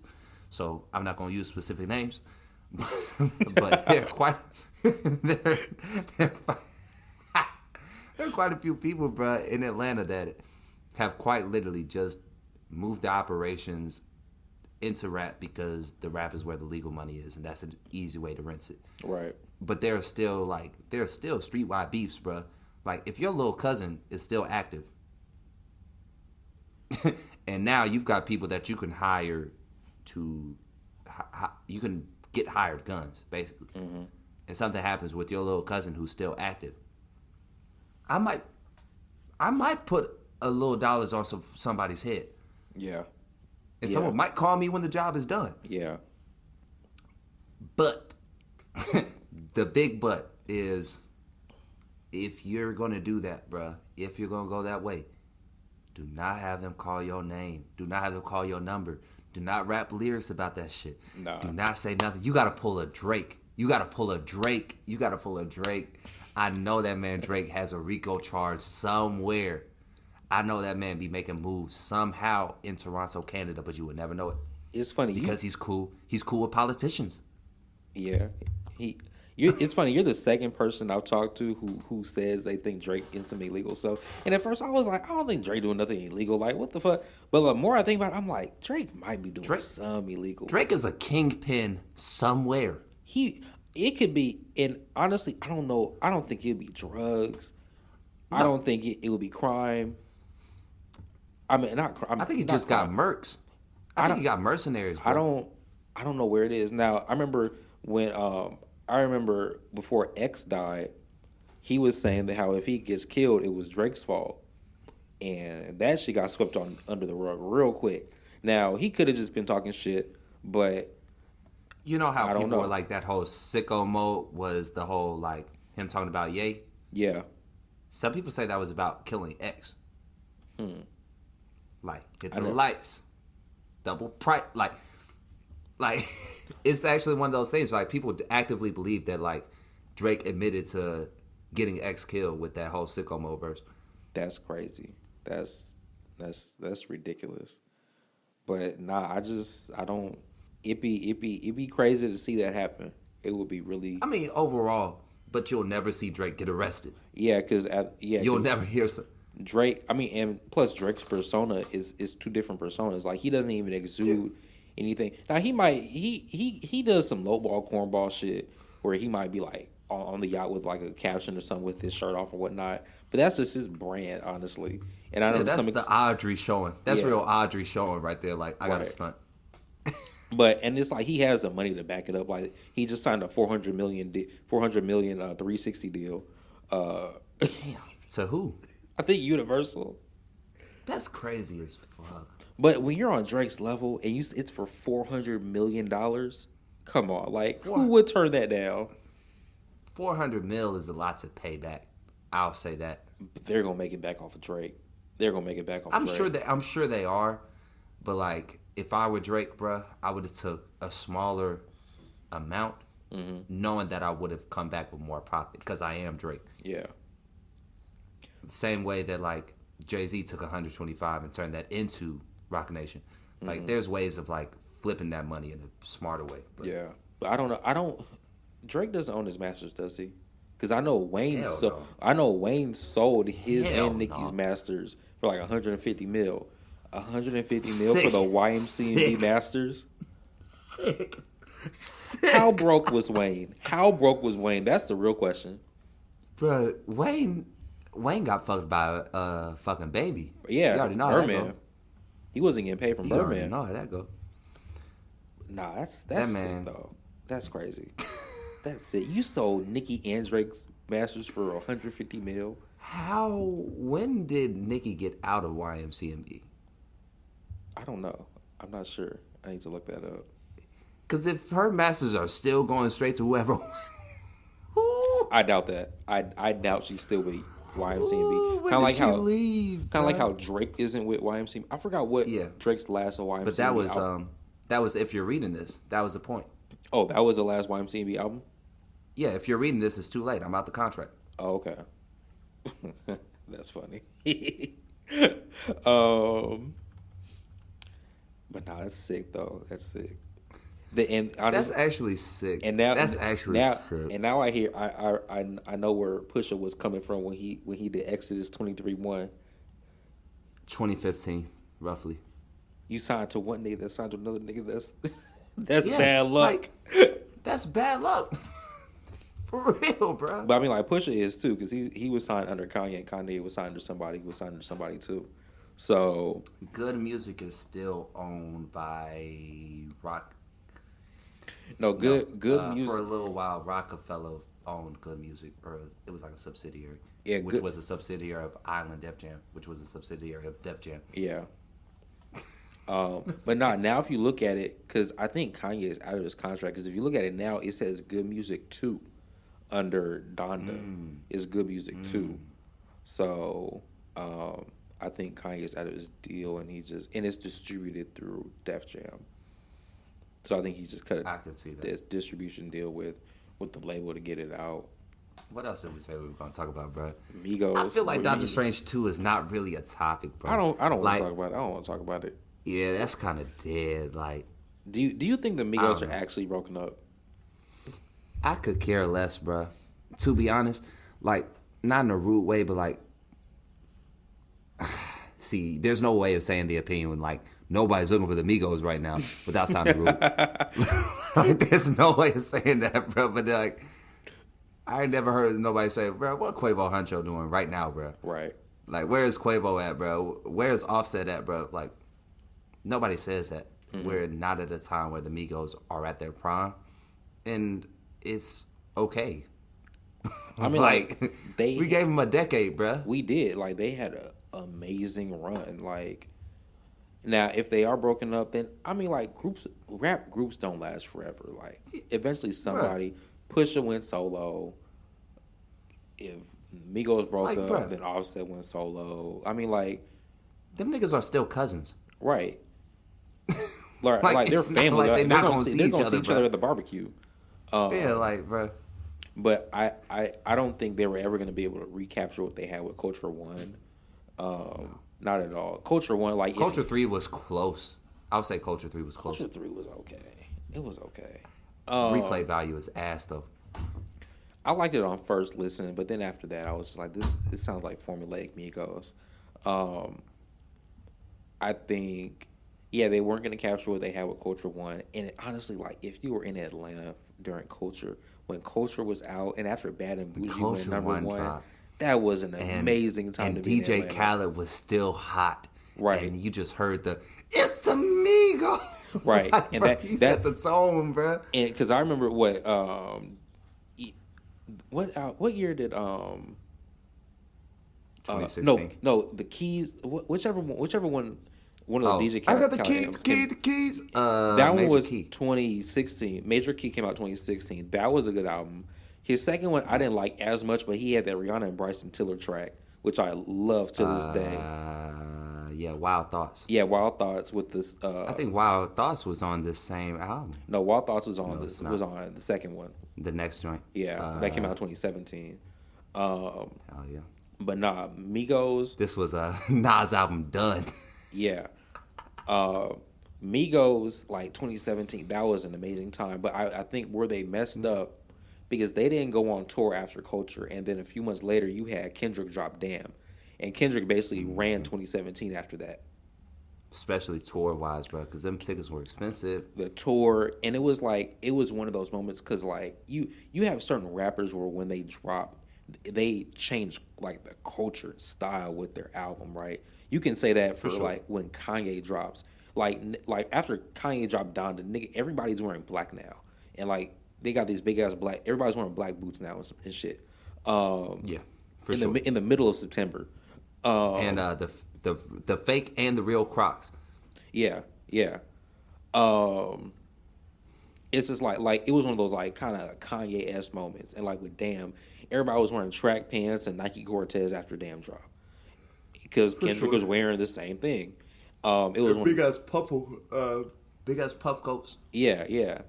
And like even 2017, 2018, because because they dropped the Black Panther album that next year, and that was like a culture shift as well. It was like a moment in culture, huh? I feel like Kendrick really shifted the music video scene, and people sleep on that. Like and Dave Free. Yeah. Him and Dave Free have shifted what a music video is. They just in terms of how it was directed in the cinematography, you look at it and it's just different now after that Damn era. We're talking about from Humble on. We're talking about from Humble on, bro. Right. When Humble dropped, people's heads on fire, bro. The camera angles, like that was dope. That changed how music videos work, bro. I felt that change, bro. And you still see that today. You still see that shit today. Yeah. So yeah, 2017, Damn, and like Migos, I don't think they really captured, and that's honestly on the label's fault. They didn't be like, hey, we're going on tour. Instead, they went on tour that next year with the Drake and the Three Migos tour. After Culture 2 dropped. Yeah. I feel like it's super tough though, like, cause Migos, like, all jokes aside, they were lightning in the bottle. Yeah. Like, all jokes aside, there was never a point where I felt like, when I first heard, like, Culture 1, that was lightning in the fucking bottle. Like, it was recorded so well, bro. All the tracks were good. Like, the singles were perfect, bro. The hooks were perfect. The verses were just the right time. Right. Like, everything was good. 2016 was lit. Like, Trump and Loki just got elected or was just about to get elected, but like it hadn't happened yet. So like it was our last year with like a black president. Like everybody was kind of feeling like, this is it, bro. This is the time. And then like Drake had dropped Summer 16, and I don't know, that really set the tone. Like it did. All Summer 16, all Summer 16, like playing dirty, not clean.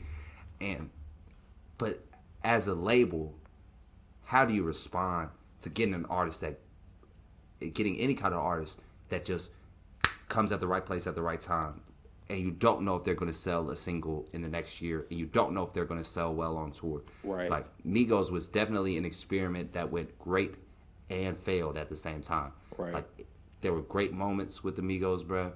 And then there were moments where, like you said, the label is just dropping the ball. They don't know how to keep up with that kind of traction. Because it almost felt. Because honestly, if you really look at the Migos wasn't like the group they are until Donald Glover went and said, "Everybody go stream Bad and Bougie." Yeah, they basically.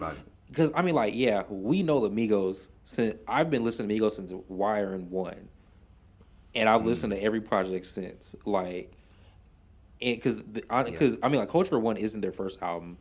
Their Young Rich Nation is, and I hated that album. I think it had like one song that I liked.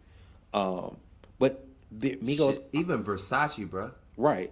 Even Versace, like, that was 12? That was 4-5 years before they even became like the group we know them as today. So I don't want to call them an overnight success, but like, it wasn't like you know how like certain artists like it's like there's one album that kind of catapults them to that upper echelon. Like when I look at Kendrick, Good Kid, Mad City is the album that catapulted him to that upper echelon. In my opinion, Migos definitely were the last of the mixtape rappers. Like, very tangibly, you can see modern artists after Migos every time they drop a project, whether it be considered a mixtape or it be considered a project or it be considered an EP. All of them are going on all streaming platforms. You don't have to go to DatPiff. You don't have to go to SoundCloud. You don't have to go to Spinrilla. You don't have to go to all these different places to get the content. And like, Migos was one of those last groups where you had to go to one of those things to like listen to them. So their numbers are always going to be skewed for that reason. Like, we can't ever really know what they were doing numbers wise. Right. Only they know how much money they were making.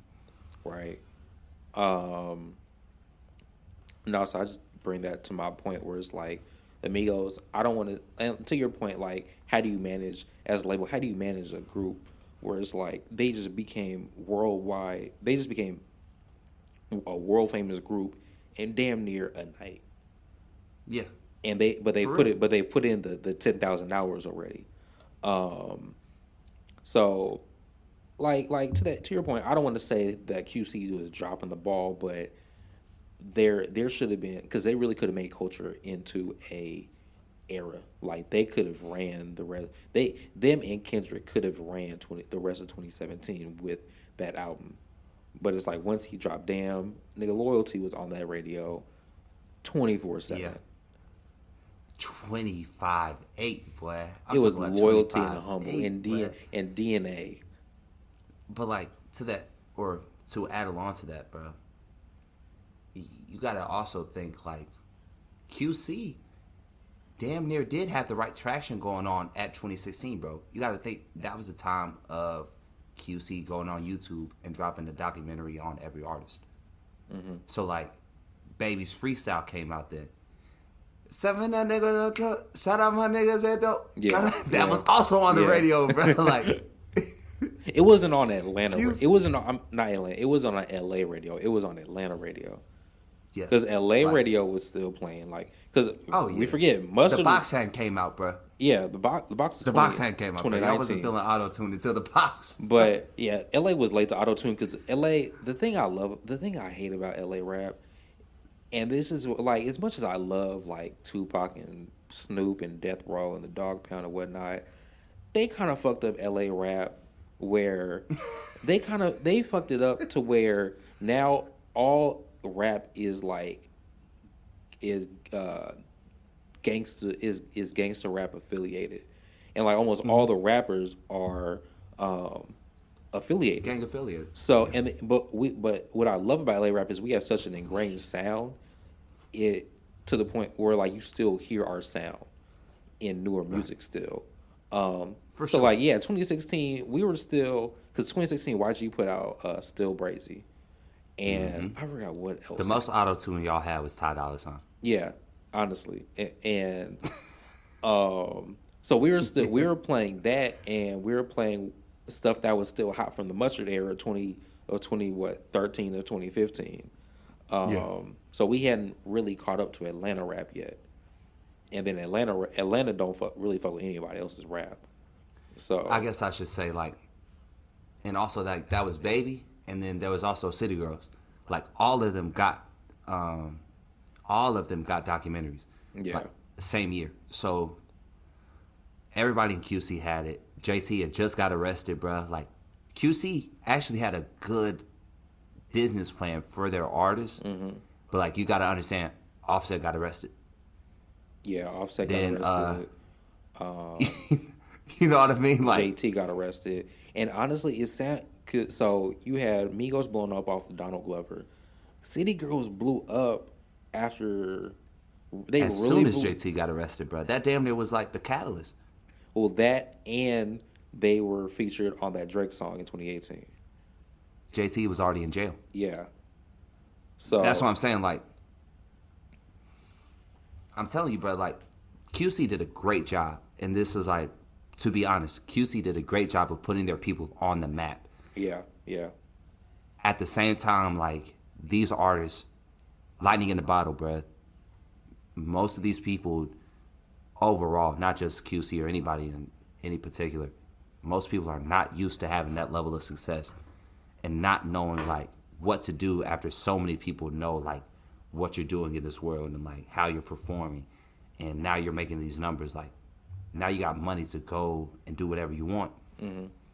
You don't know how to always react to that as a human, bro. Like if somebody gave you 20 times what you're making today, not everybody responds the same way, and like artists get in their own way sometimes like that. yeah, yeah, So it's like Universal could have been there for Migos to go on tour, but there was so much going on. Or City Girls could have had a real track with Drake instead of just like that small clip. It could have been a whole verse that would have went on tour. You could have opened up for Drake for a whole year. You missed that opportunity. Like, not to say that's good or bad or like black people need to stop. None of that is relevant, bro. But just overall, like life got in the way of these artists blowing up when they first got their success, yeah. and so they were always playing catch up. Yeah. Like if that makes sense. Never thought of it like that. I don't want to ask how long do you think QC is going to be around? Because I mean, like, I think. Well, the thing is, honestly, what's saving them out, in my opinion, is Baby. Because if the Migos have really broken up, I feel like if Migos is really broken up, Offset might find some way of trying to get out of his record contract with QC. Offset will be the first person to do it. He Yeah. actually stays on top of like his numbers and his contracts. Yeah.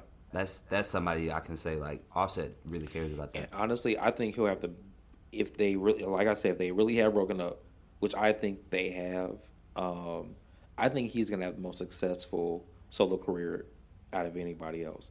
Because even when they did those 3 solo albums, he had was the best. Offset had the best album.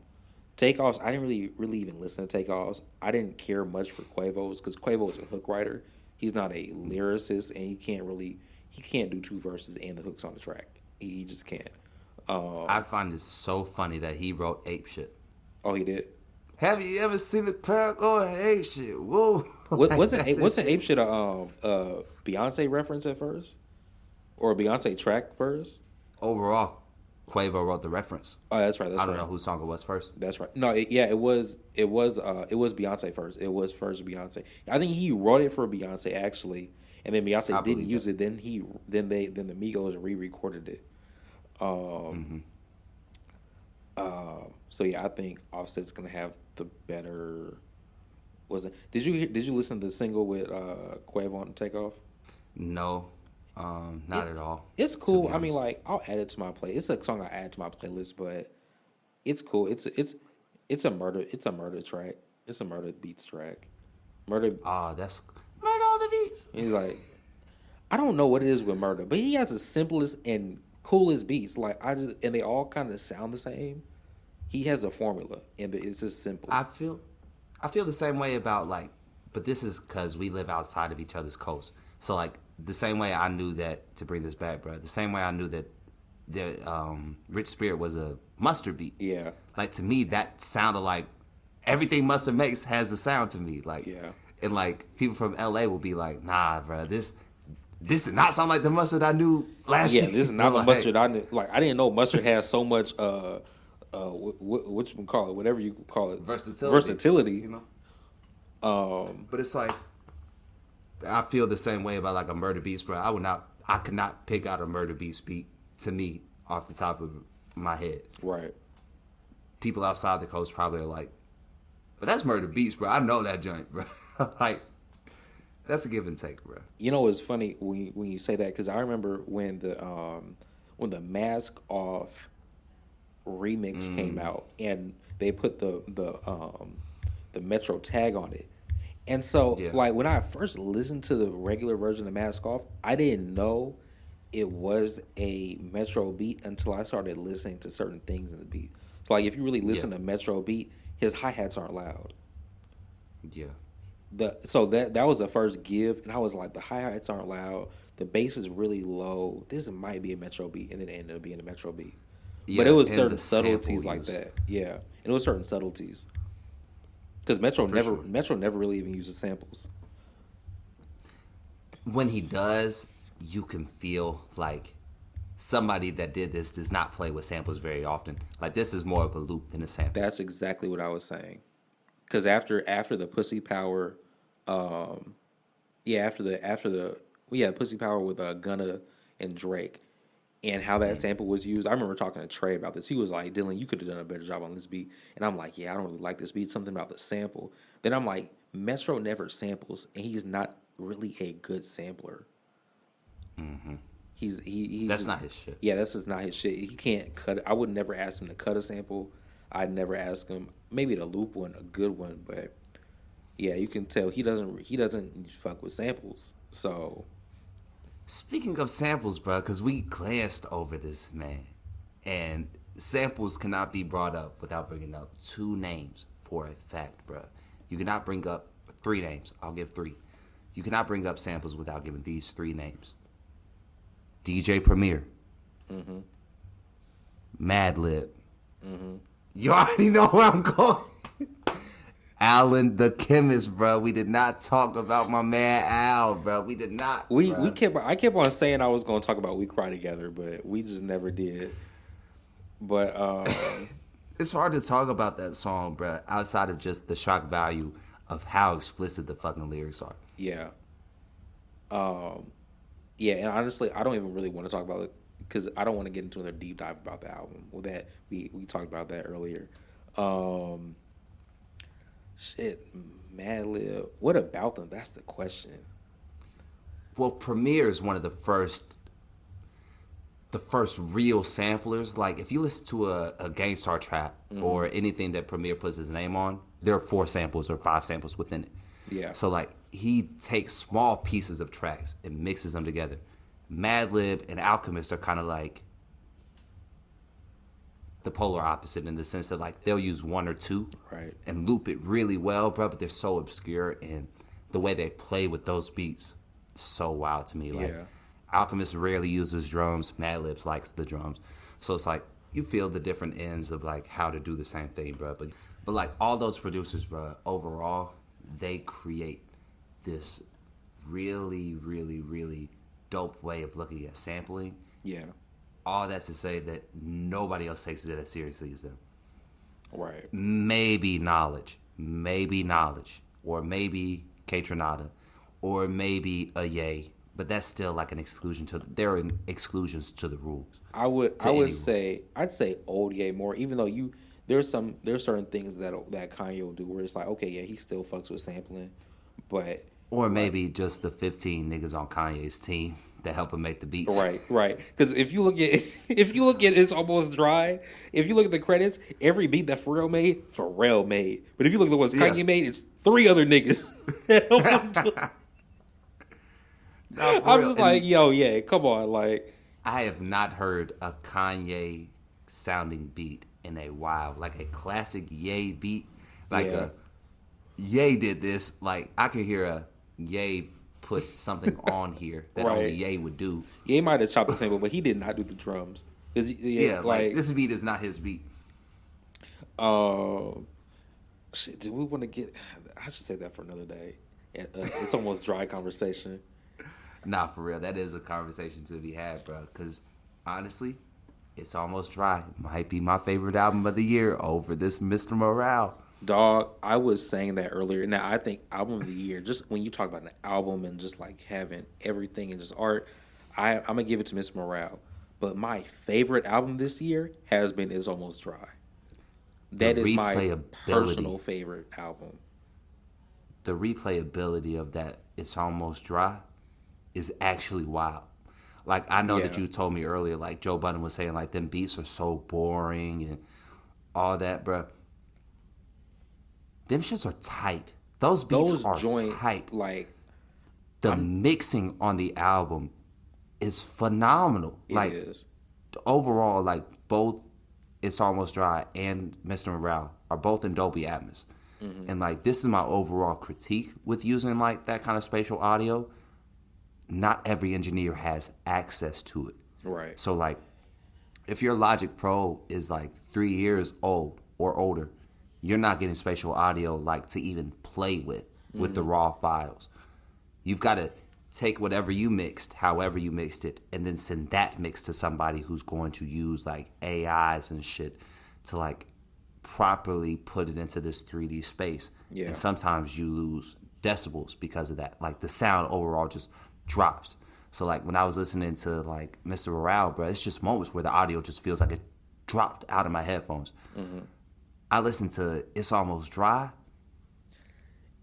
It's From almost, the first 4 clicks, the, what up, boy? dog. Boy, if I hear that, bro, I'm going crazy, bro, because it's mixed well from beginning to end, bro. And I'm Yeah. like, certain sounds, because I remember like listening to some song with my brother in the car, and it had the spatial audio on it, and it just sounded weird as hell. Like It's I very was weird like, experience. why? And it was like it was a Draco the Ruler song. The guy who got stabbed, the artist who got stabbed at the concert out here in December. It was one of his songs, and I was just like, this sounds just weird. Like, and it was a spatial audio that was on it.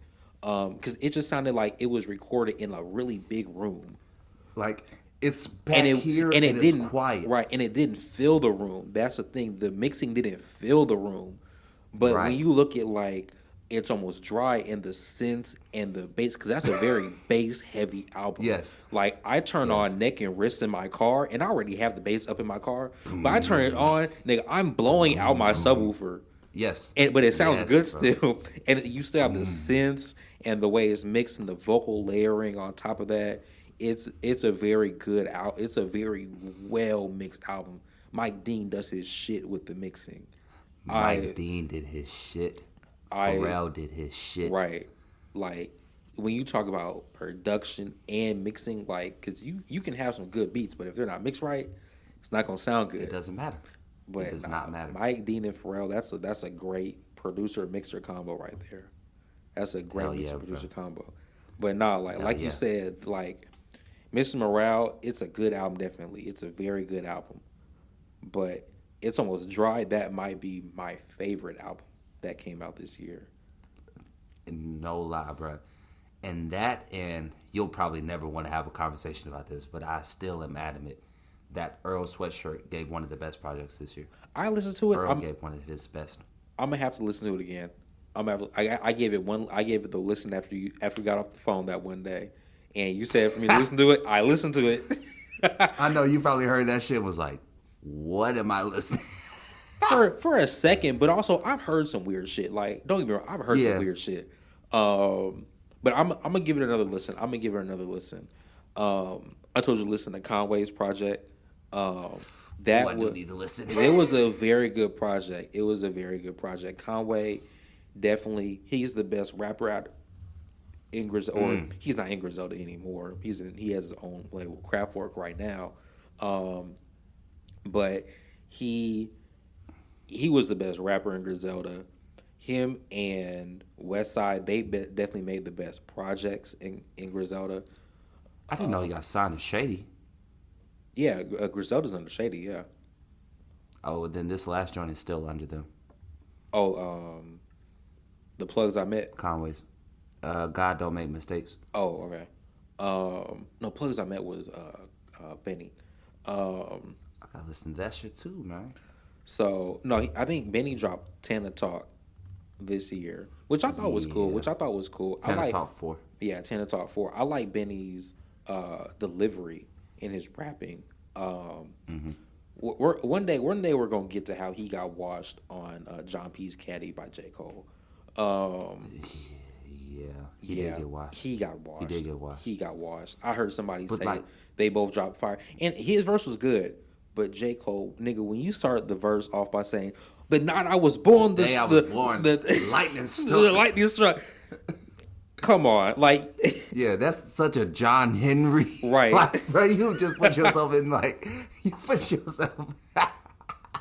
The way he started his verse off, I was just like, you can't. Nobody else is gonna start. Cole the verse do this like weird shit when he rap. He do this with his hands. And shit. When he said, "The way I was born, the lightning struck, the demons came out." Dog.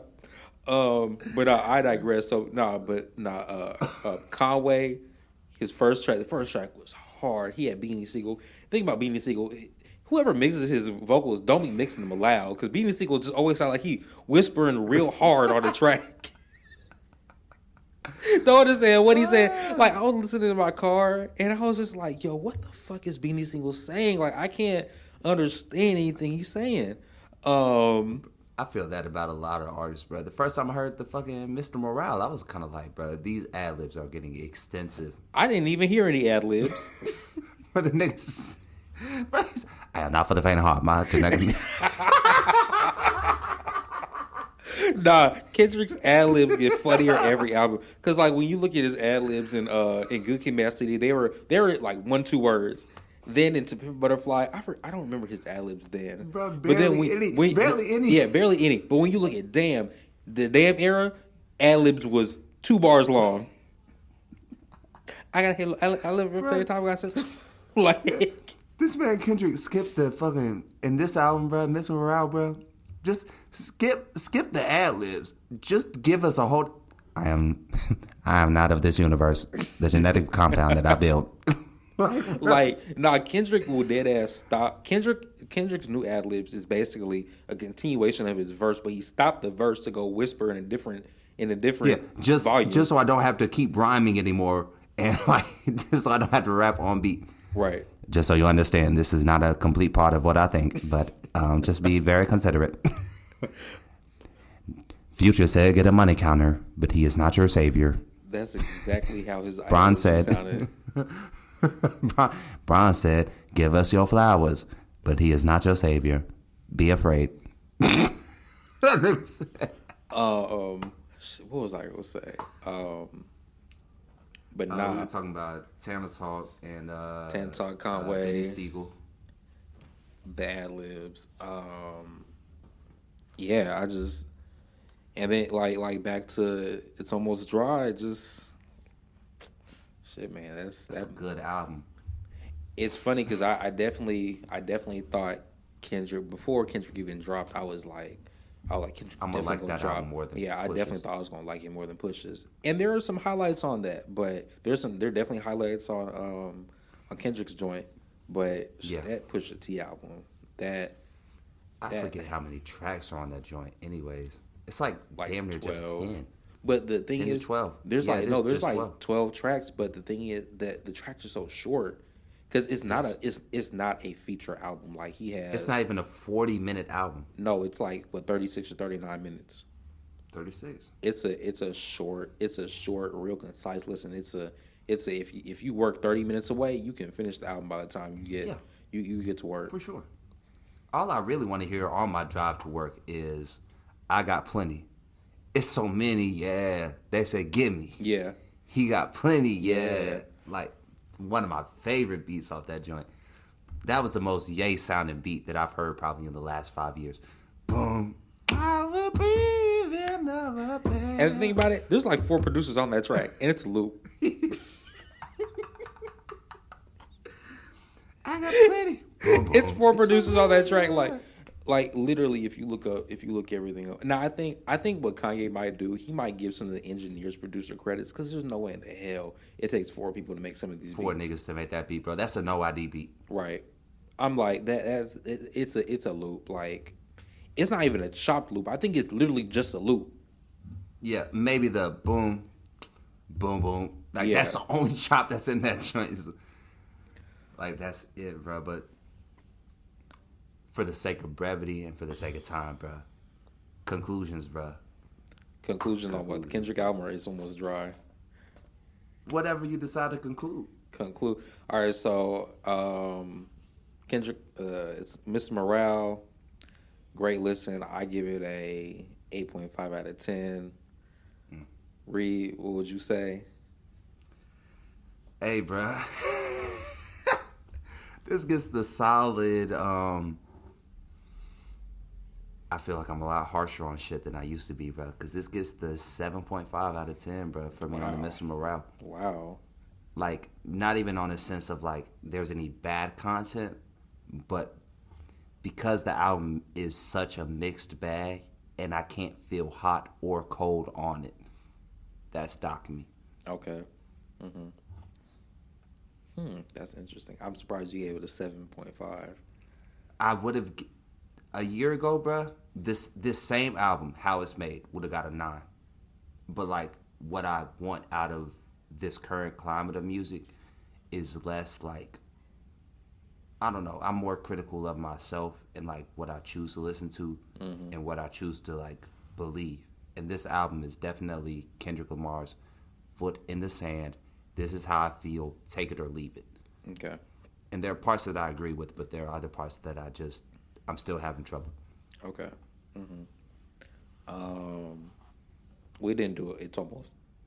We didn't do a IAB review, so I'm not gonna give it a score. But that motherfucker, half that album is in my playlist. That motherfucker's the album of the year, bro. I don't go a day without playing This Almost Dropped. Yeah, I can say that. I be listening, at least one track. I be listening to Open Air, like whenever, because Open Air is weird. It's mixed low. Yes, so whenever it comes, that Dolby Atmos, bro. Yeah, it's mixed low. So when I put it on in my car, it just like I have to turn it up. When I do turn it up, I blow up my speakers. That I'm telling you, bro. Selling cocaine in the open air, the coast yeah, is... dope. Dopes, yeah, dopes there. Whatever that name be doing.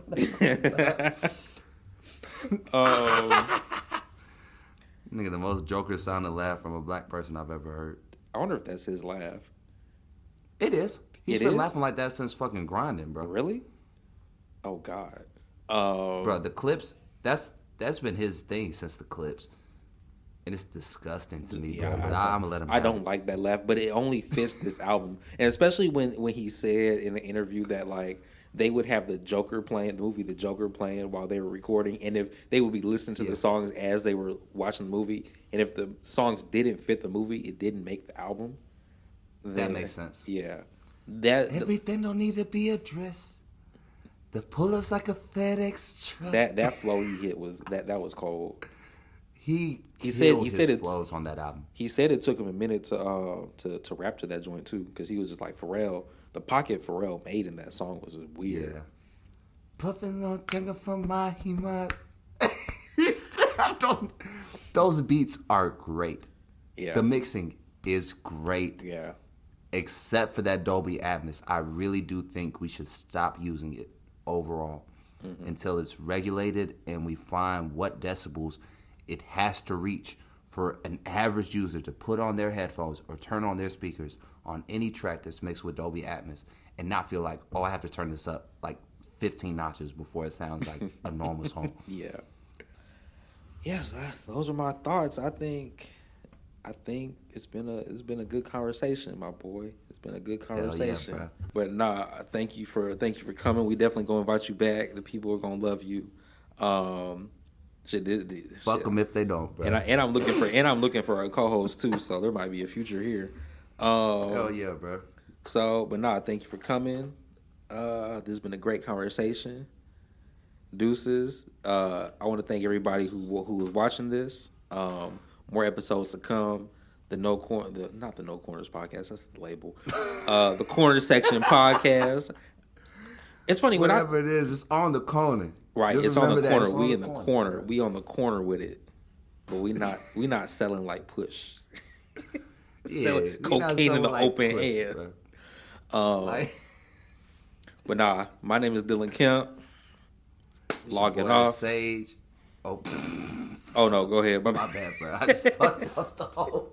It's all good. Look, the people gonna realize like this ain't no like you know how like you get some podcasts that are just too polished. This ain't like one of them too polished podcasts. All right, so my name is Dylan Kemp. This has been the first episode of the Corner Section podcast. Logging off.